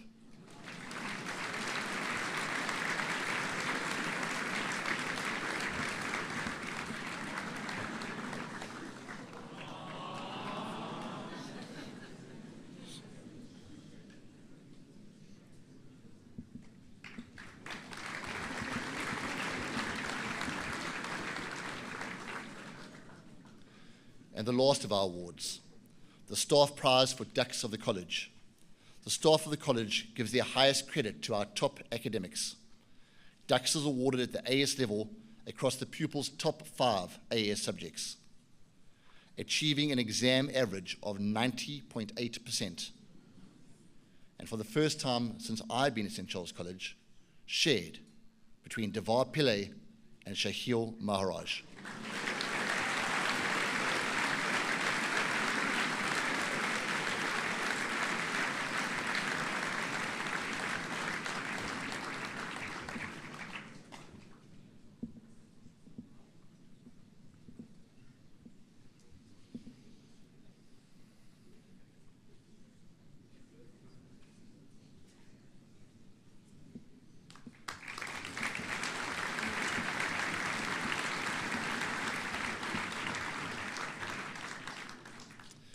I would like to say thank you to Dr. Bishop for assisting us with the prizes this evening. Please will you accept this small token of our appreciation from your son.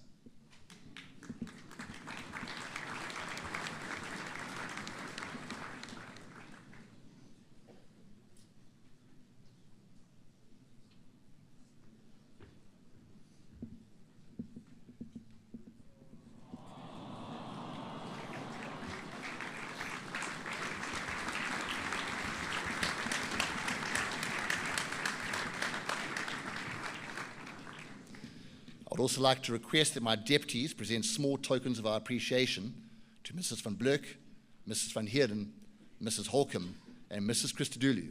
Thank you for being with us this evening.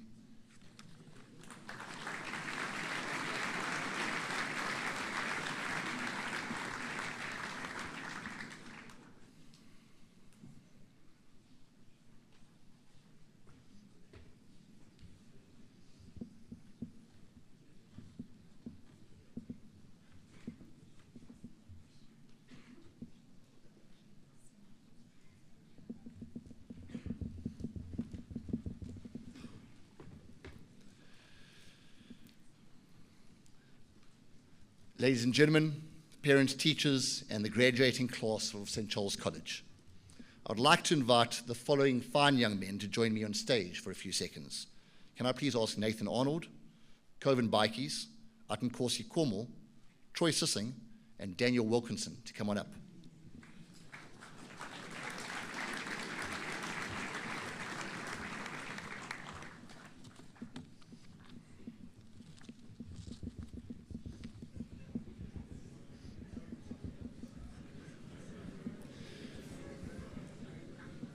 Ladies and gentlemen, while I present my final speech, these young men, who I'm sure don't want to listen to me anyway, will be hard at work making paper aeroplanes out in the crowd.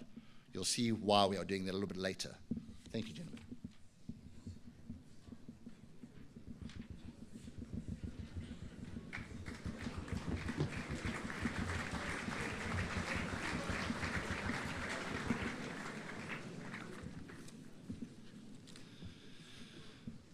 As an English teacher, I thought it would be fitting to use a great literary work to convey my message this evening. Charlotte Bronte's Jane Eyre, Emily Bronte's Wuthering Heights, Charles Dickens' A Tale of Two Cities, maybe a Shakespeare even, Macbeth, Othello, The Tempest. I know that any one of these options would have truly excited my senior class this evening. However, at the risk of disappointing my young men, I decided to use another masterpiece, and one that many of them actually might have read, A Squash and a Squeeze by Julia Donaldson. To summarize, a discontent lady asks a wise old man for advice about the space she lives in. She believes it's too small. The wise old man gives several pieces of advice, which include the lady moving in a chicken, a goat with fleas, a pig, and a cow to live with her in her house. As you can imagine, space becomes a problem. However, upon removing the animals, she realizes just how big her house actually is. The moral of the story, I suggest, is that often we do not appreciate what we have until we step back, until we look with a different perspective. As we sit here tonight, I wonder how many staff, parents, and boys have failed to appreciate what we have been blessed with at this amazing college. The frustrations and the challenges we face in the moment, which turn out to be the things we remember most and ultimately bring a smile to our faces. I remember a young Keegan Vuchera arriving at St. Charles College in grade 10, a slightly rounder version of the burly beast we know today. In physics with Dr. Ackerman, while learning the periodic table of elements, Keegan asked Dr. Ackerman if she could please sing the chicken song to help the class remember. Dr. Ackerman, clearly frustrated by the interruption, refused. While on basketball tour, I asked Keegan about the incident. He informed me that the chicken song was a song they had been taught in Scotland to help them remember the periodic table of elements easily. I was intrigued. I was interested. Keegan, please will you sing me the chicken song? Keegan's response, sorry, sir, but I don't remember it. At 18 years old, every young man thinks he has life figured out. The plan usually goes something like this. Ace the exams, or in some of your cases, pass the exams. Cruise through university. Land a 7-figure salary. Buy a supercar. And retire to the beach house by 30.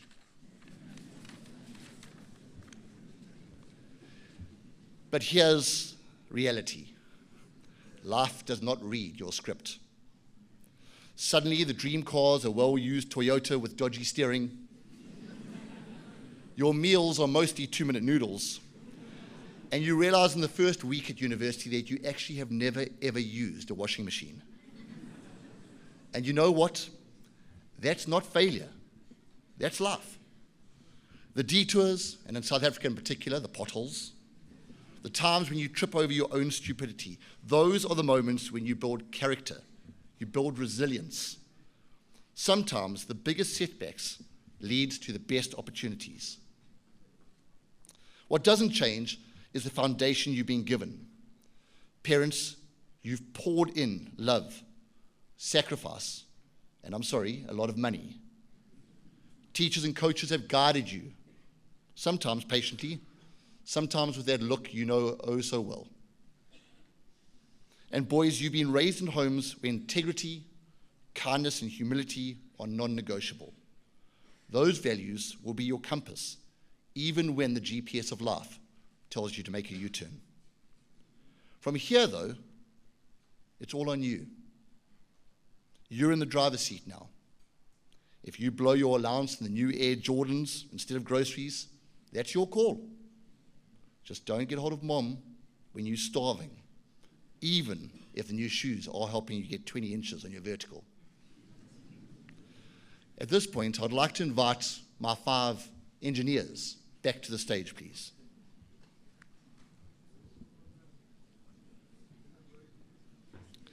Parents, here's the hard part for you. For 18 years, you've folded and shaped your sons like paper airplanes, carefully creasing, strengthening, and preparing them for flight. And now, you let go. Gentlemen, I want you to aim straight over Matthew's head, all of you, straight down the middle. Thank you, gentlemen.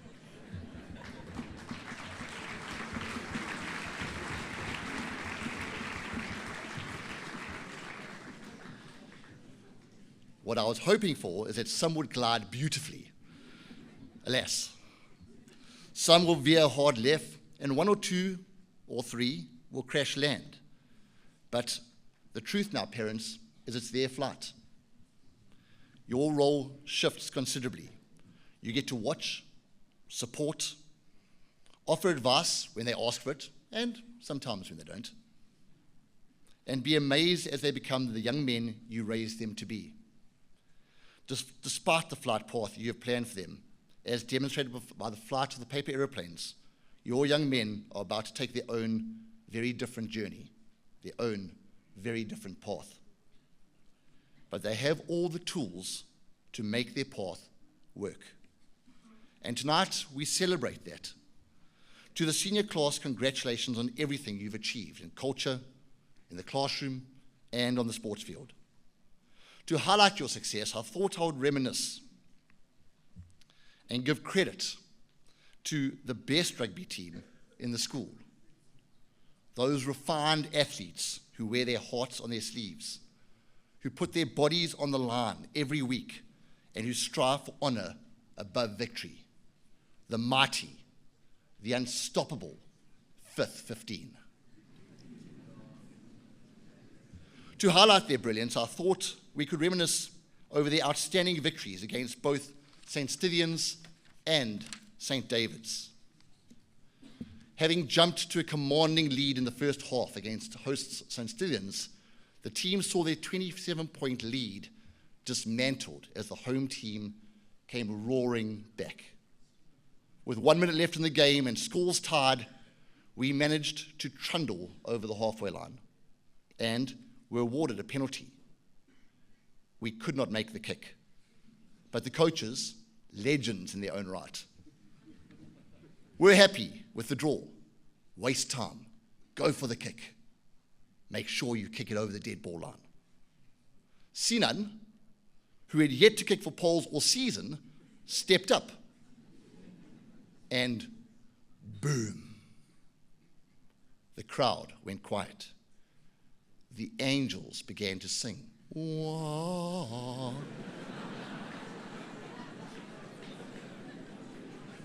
And the ball dissected the uprights in slow motion for a massive win. The next weekend was more of the same. Down by 6 points at home with seconds remaining, we crossed the try line against St. David's, under the poles. Down by 1. Our kicker, to a here, stepped up to make the final kick. A kick which was impossible to miss. A kick my 7-year-old son would have made. And boom, he missed. With merely seconds left and down by 1 point, we were awarded yet another penalty, this time against the touchline 40 meters out. No chance. Much to the coach's dread, Twahir stepped up again. And boom, the rest is history. A 2-point win. When you believe and never give up, so much is possible. And gentlemen, we believe in all of you. To the worst rugby players in the senior age group, the mighty 5th team, we honor you.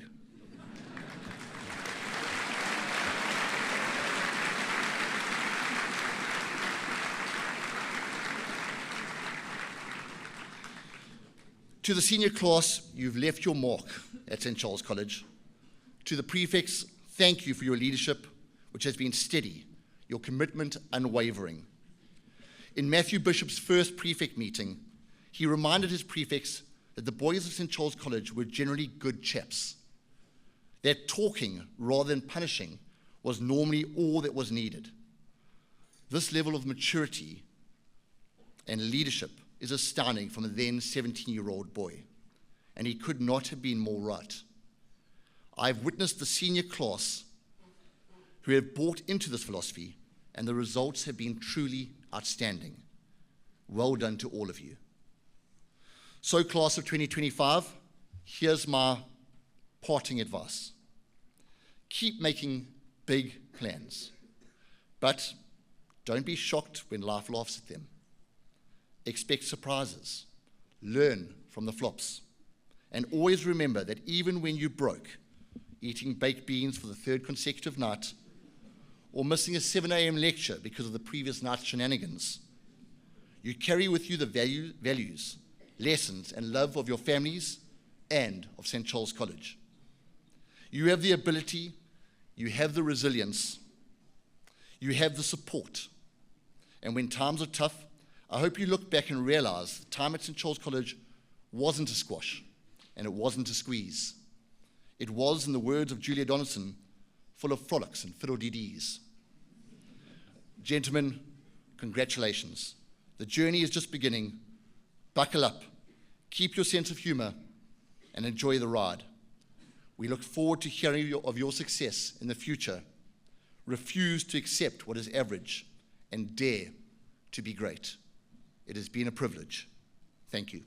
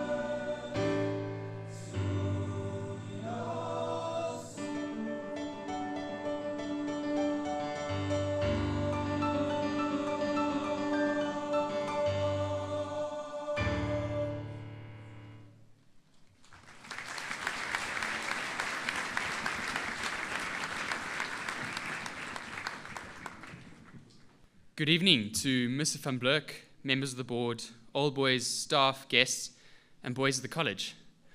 Most of all, good evening to my Matric Class of 2025.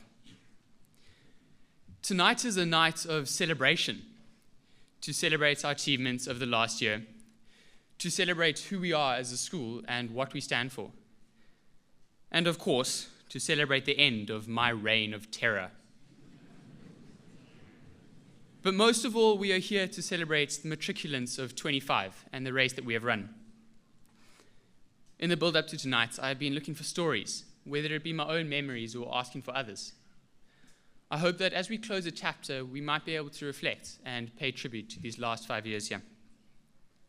Some of these stories are serious, but most are fun and light-hearted, such as what we tend to remember. My apologies to those who have been here since scrummies. My memories only begin in grade 8. Our time in the middle school began differently to most. COVID really had a way of doing that. Remember walking around with those masks and little sanitizing cloths. I think it's truly amazing how different someone can look without a mask. I didn't even realize Yaron was Indian until grade 10.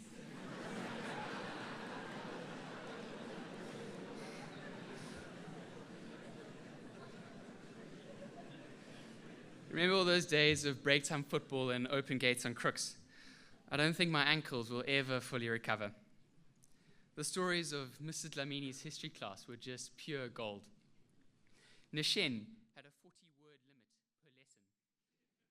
And Chulus used to shout oranges at the top of his voice, convinced that if only he could shout it loud enough, it would sound like World War II. We were also the only grade never to go on a school trip. In grade 8, the grade 10s went on camp. In grade 10, the grade 8s went. The following year, when we were in grade 11, they both went.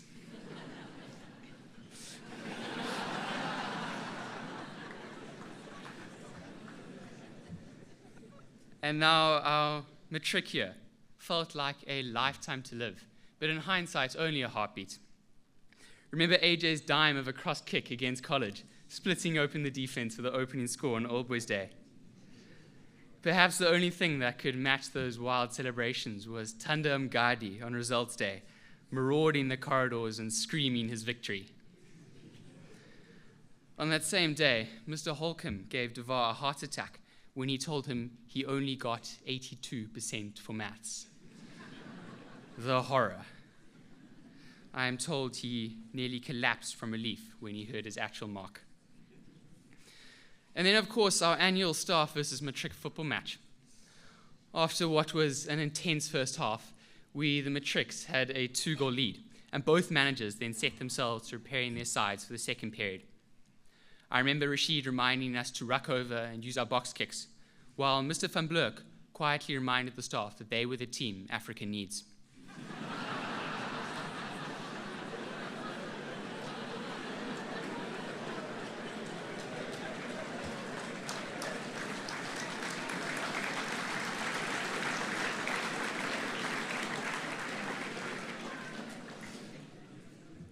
The second half soon saw the staff reduce the deficit to 1, and a very well-timed conversation between Mr. Ritchie and the referee brought the game to penalties. In the shootout, Mr. Cole Edwards had an unfortunate day.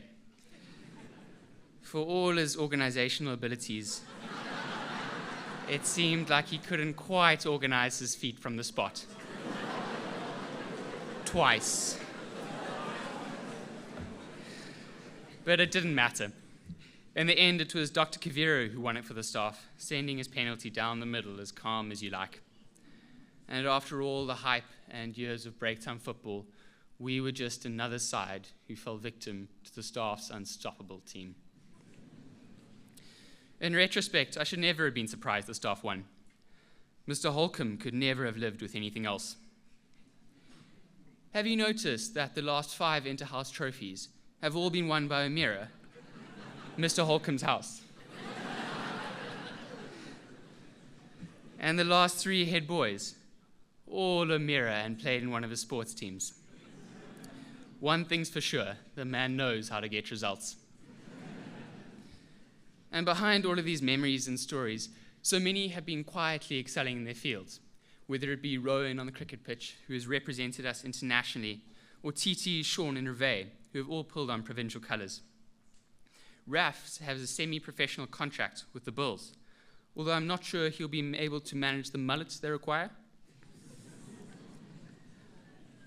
OJ has been waking at 4:45 each morning, quietly doing the work of a national swimmer. Noah has sailed all over the world, collecting trophies everywhere, including, it seems, an Irish girlfriend.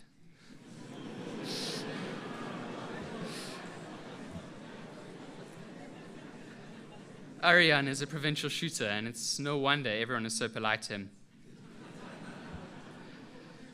The list goes on and on, whether it be Jono and his scouts, Stu for the President's Award, and I mean, we've all heard Kevin play piano. There are always other memories I could mention. Stories from sports tours, our invincible 16D hockey side, or antics in the BE. The truth is that 5 years is a long time, and a scattering of memories could never fully do it justice. Looking back, there's no other place I would rather have spent these 5 years. Having chosen to come here, I know that I would make the same decision again. And that begs the question, why did I choose to come here? More specifically, why would I choose to come again? We did not win all our sports. Culturally, there were other schools who might outperform us or gather more attention. Our academics are good, but so are so many others. So, if we are not always the best, then what makes me proud to be a St. Charles College old boy? What I appreciate most about St. Charles is not how we compare to others, but what we do well. So much of a school's worth seems to come down to comparison. For many, success is not about doing well, it is about doing better than others. At St. Charles, we sometimes make this mistake. When we performed our spelling on Old Boys Day, we did it well. But there were comments coming back that we needed to not only do it well, but outdo Maritzburg College. In the same way, I had a conversation with a friend about Hilton offering Cambridge. There was a concern that we would lose our competitive edge over our competition. It's so easy to worry about the comparison. But the danger is, if we only measure ourselves against others, then when we are outperformed, does that mean that we are worth less? I don't believe so. It is great that college did well in their spelling, and I think it is awesome that Hilton offers Cambridge. What an opportunity that is for their students. The focus for us is on what we do well. There's a story in a book titled The Infinite Game that illustrates this. It is about 2 education summits, one held by Apple, one by Microsoft, back in 2006. At the Microsoft event, most of the presenters devoted a good portion of their presentations to talking about how they would beat Apple. At the Apple event, 100% of the presenters spent 100% of their presentations talking about how they were going to help teachers teach and students learn. One group seemed obsessed with beating the competition. The other seemed obsessed with advancing their cause. After the Microsoft event, the author was gifted one of their new products and was amazed at its design and functionality. It had been designed specifically to outdo Apple, and it did just that. Later, the author brings this up to an Apple employee, saying that the Microsoft product was far superior to Apple's. What we would expect from the Apple employee is a list of 100 reasons why this is false, or at the very least, an angry and defensive response. But there was none of that. He responded simply, "I have no doubt." And that was it. The conversation was over. The key was that Apple was never intent on outperforming their competitor. And so, when they had a product that was supposedly inferior, it did not matter to them. The focus was not on how they compared, it was on their ideals and their goals. And actually, over this time period, Apple outperformed Microsoft. Microsoft's product was something called a Zune. I would be surprised if anyone here has heard of it. Apple's product was the iPod. And now I would guess a few of us would have heard of that one. It did very well back in the 2000s. Apple, while not focusing on comparisons, was still successful. The same is true here at St. Charles. I am proud to be a St. Charles College Old Boy, not because of how we compare, but because of the things that we do well. I love the culture we are building here at St. Charles, a culture where service and brotherhood matter more than hierarchy and punishment. I love the fact that I can talk to a grade 8 without them fearing me because of my position. We are a school who values respect for our peers, respect for our opposition, and respect for God. We are a school who choose to do the hard thing time and time again. Whether it be in who we play in sports, we compete with some of the best in the country, or in choosing to do Cambridge. I know us matrics will know full well what a hard decision that was. Personally, I really value how these choices have stretched us to grow and how they have pushed us out of our comfort zones. Secondly, I believe in our vision at St. Charles. We live in a city that has the highest crime index in the world, in the country that has some of the highest unemployment and inequality rates in the world. It would be easy to build a bigger fence, to try and shut out the outside problems and focus on ourselves. But instead, we have a principal who picks up litter in the city streets. We are building an aquatic centre that specifically aims to uplift the community and the city, not just the St. Charles boys. When things are going wrong around us, we look outwards rather than looking inwards. Our vision is to be the school that Africa needs. And this is not just something that only our leaders work towards. We all play a role. There's a famous story about President Kennedy visiting NASA in the 1960s, where he passed a janitor sweeping the floor and asked him what he was doing. The janitor responded, "I'm putting a man on the moon." We all contribute in some way to this vision, whether it be as a Neil Armstrong leading from the front, or as the janitor serving to allow others to shine. I think of the kitchen, security, cleaning, and maintenance staff. I think of the teachers who genuinely care for and respect the students. I remember the staff who work in the BE, the admin block, the board, the blazer cupboard, and in the sick bay, serving students day in and day out. I think of the old boys who continue to connect and contribute in our college. And I remember the boys who will spend their time on outreach to Bisley Valley or volunteering at the Comrades Marathon. I think of my leadership team who have set themselves not only to leading but also to serving. This is who we are as a college, a community of people contributing to a vision and a culture. This is what I value about us as a school and the reasons that I would come again. But even beyond our values and our mission, I will treasure most the people and the stories that I already told tonight of a half-decade spent between these walls and a brotherhood slowly building. Stories of a journey coming to an end and a time well spent. I may not have been the hero of them, but I count it a privilege to have played a part. And so, to my Matric Class of 2025, when you remember your time in high school, remember it with pride. We were a part of something good. Even as time moves on and we move into different stages of life, I hope that these connections and friendships we've made will stay. And in all these things, both the silly and the serious, it has been an honor to walk alongside you. Thank you.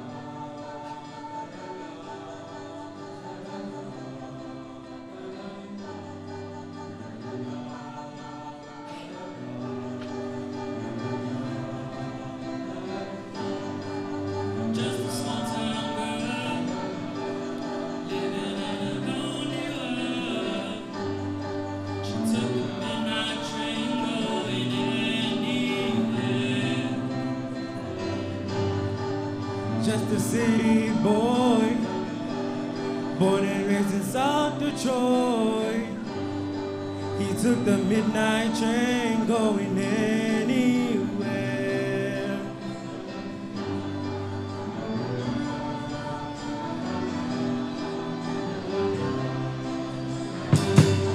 A singer in a smoking room, a smile and a cheap perfume.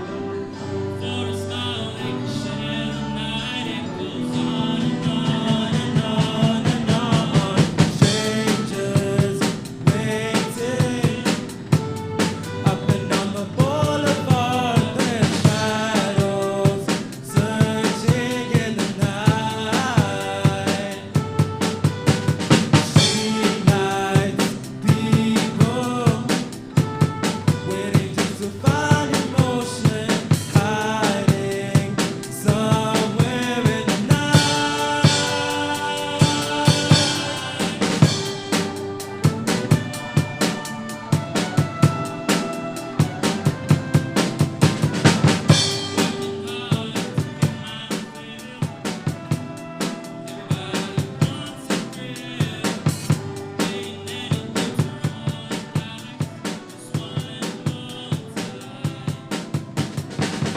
Some will win and some will lose. Some are born to sing the blues. The movie never ends. It goes on and on and on and on. Strangers waiting up and down the boulevard. Their shadows searching in the night. Street lights, people living just to find emotion, hiding somewhere in the night.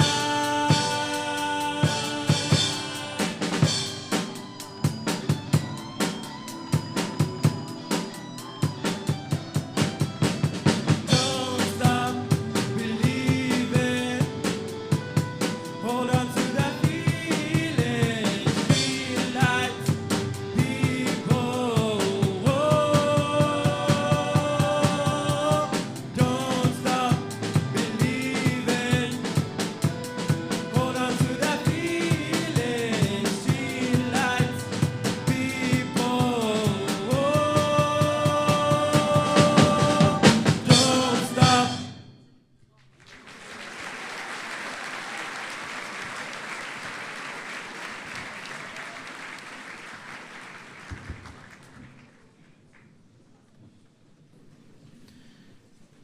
It's a privilege to come to that part of the evening where we announce leaders for the remainder of 2025 and 26.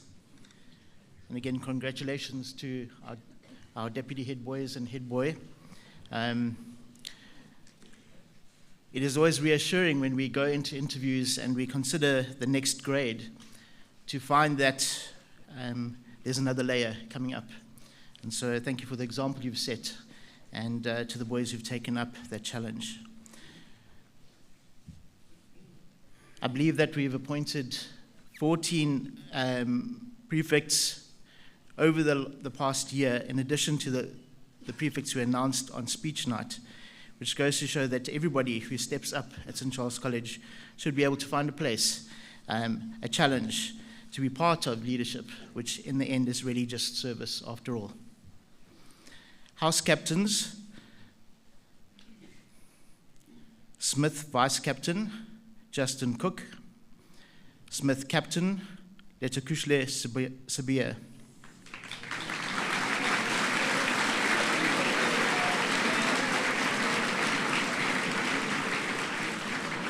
Amira Vice Captain, Angus Edkins; Amira Captain, Azai Vali;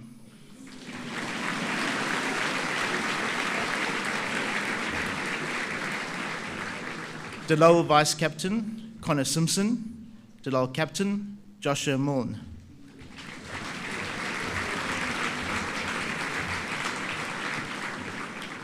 Conway Vice Captain, Tingo Makatini; Conway Captain, Nathan Bambe;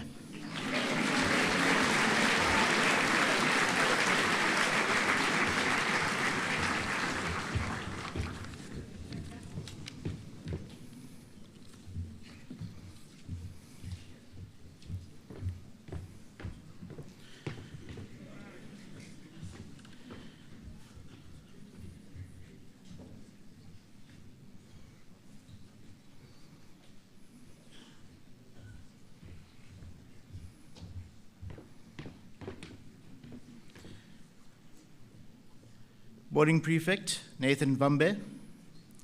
Prefects, Troy Godley, Tvada Maposa, Timothy Edkins, Thomas Spencer, Thomas Borgen, Thandokuhle Zama, Thandokuhle Nyawo, Sive Vimba, Riley Graves, Rayhan Khonat, Piwe Jr. Dlamini, Kwako Mzilini, Nicholas Frost, Max Pennyfather, Matthew Hardman, Kayura Naidu, Joshua Barkhazen, James Dickason, Jaden Kiston, Jack Merrick, Heinz Koch, Dresden Kutsia, Daniel Gurney, Dane Harrison, Craig Raw, Braden Yusa, Jose, Blake DaCosta, Arav Lalu.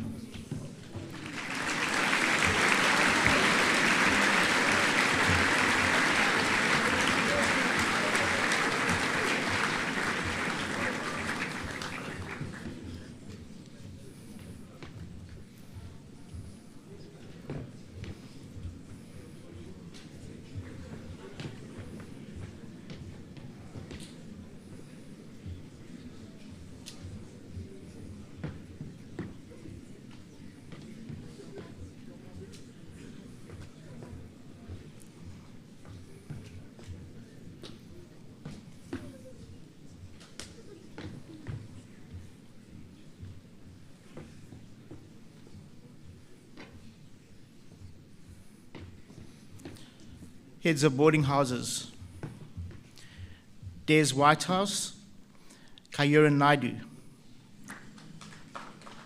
Hurley House, Thandokuhle Nyawo. Gordon House, Braden Jose. Jolivet House, Jack Merrick.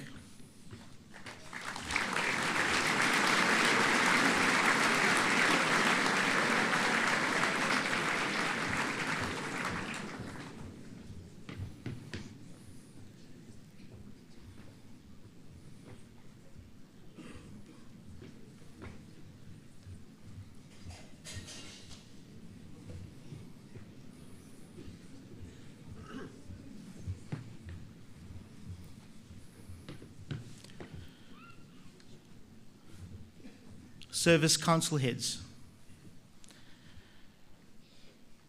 Warcry Vice Captain, Charles Mattison.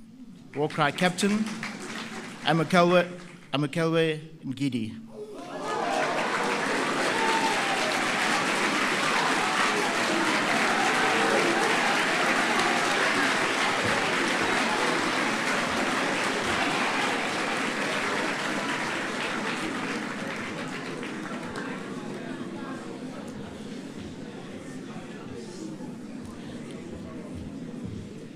Library Council, Ethan Smith.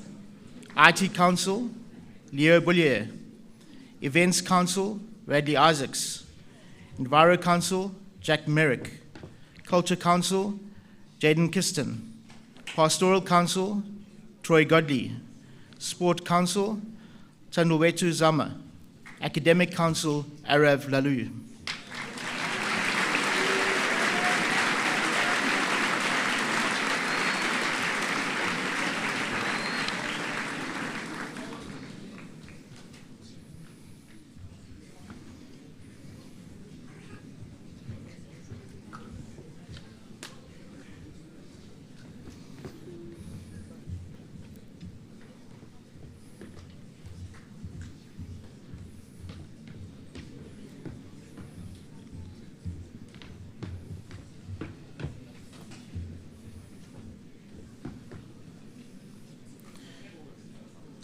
Deputy Head Boys. Deputy Head Boy, Troy Godley.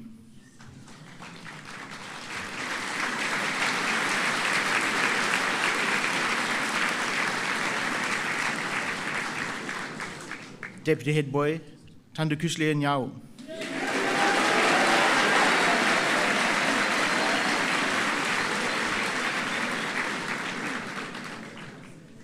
Deputy Head Boy, Rayhan Khonat.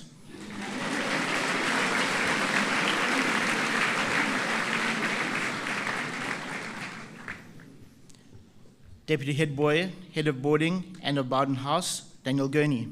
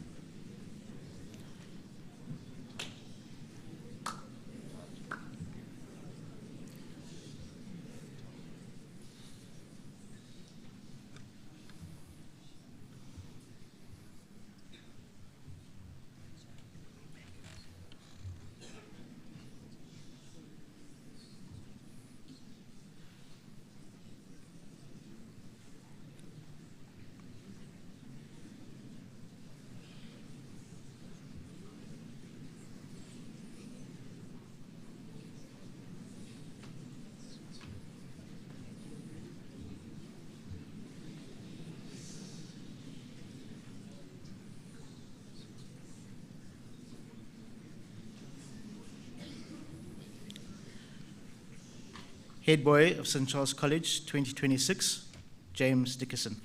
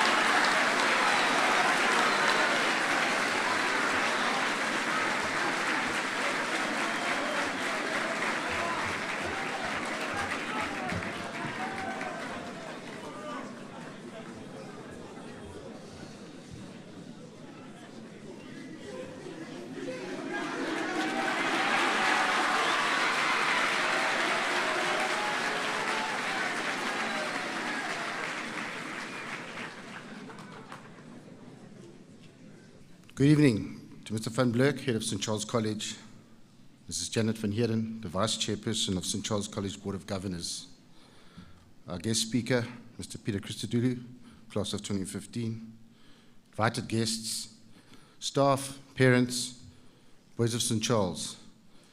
In this 150th year since the founding of our great college, a special welcome to the Class of 2025. As St. Charles moves into the next 150 years, so you, the Class of 2025, move into your next chapter in life. Your school days are over, a new chapter now begins. Varsity, a gap year, new people, places, and experiences await. As you embark on this phase in your life, you will all still have one common thread. You are now old boys of St. Charles College. There is no test to become an old boy, no notes to go over or formulas to learn. It is a rite of passage through this wonderful institution, St. Charles College. Your time here has provided all the grounding required to be an old boy. The 5 core values that St. Charles has instilled in you will last a lifetime. Your duty going forward as an old boy of St. Charles College is to be respectful, act responsible, be honest, exhibit self-discipline, and show courage in your future endeavors. Whatever you do going forward will be a reflection of yourself, your family, and your school. Remember always, fideli certa mercies. Welcome to the next chapter in what we hope will be a contribution of long and happy association with St. Charles College. Wear the ties that you receive today with dignity, pride, and honor. Remember the special meaning that your tie represents every time you wear it. I'd like to call up on stage now the head boy of 2025, Matthew Bishop, and his deputies, Oliver Mkuz, Uval Nergan, Rico Honeyball, and Andre Bosman, to receive their Old Boys ties from members of the St. Charles College Old Boys Committee. I'd also like Roman Stein, James Warmington, and Michael Preen to come onto the stage, along with their dads, Martin Stein, class of 1985, Mark Warmington, class of 1990, and Quentin Preen, class of 1993, who will present them with the Old Boys ties.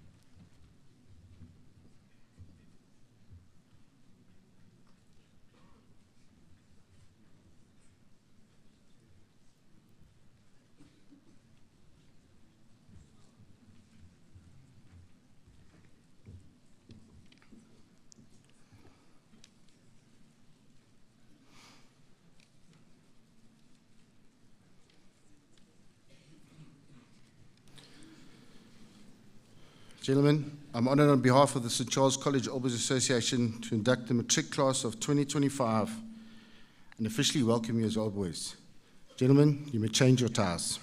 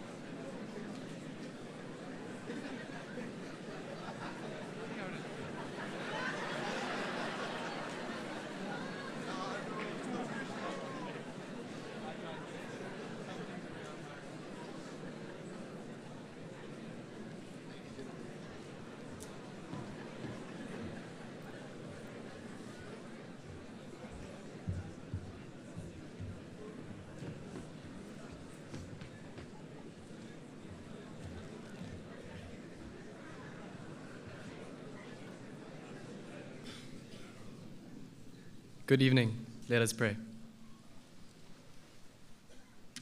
Father God, as we close this evening, we bring to you our heartfelt gratitude and praise. We thank you for the way you have blessed and guided this college over the many years. By your grace, it has stood firm, and by your grace will endure. We thank you for the many staff members, past and present, who continue to serve the boys of this college. I pray that you will continue to bless and encourage them as they guide each new generation of boys. I pray for the boys of the college. I ask that they lean not on their own understanding, but on your word alone. May you continue to guide them in your love. Lord, as the matrics enter the world of outside, may they turn to you as their guide in all that they do. I pray they would rely upon your Spirit and allow you to be the one who directs their paths. Your word a lamp to their feet and a light on their path. Father, bless us and keep us. May your face shine upon us and be gracious to us. Turn your face toward us and give us peace. Amen.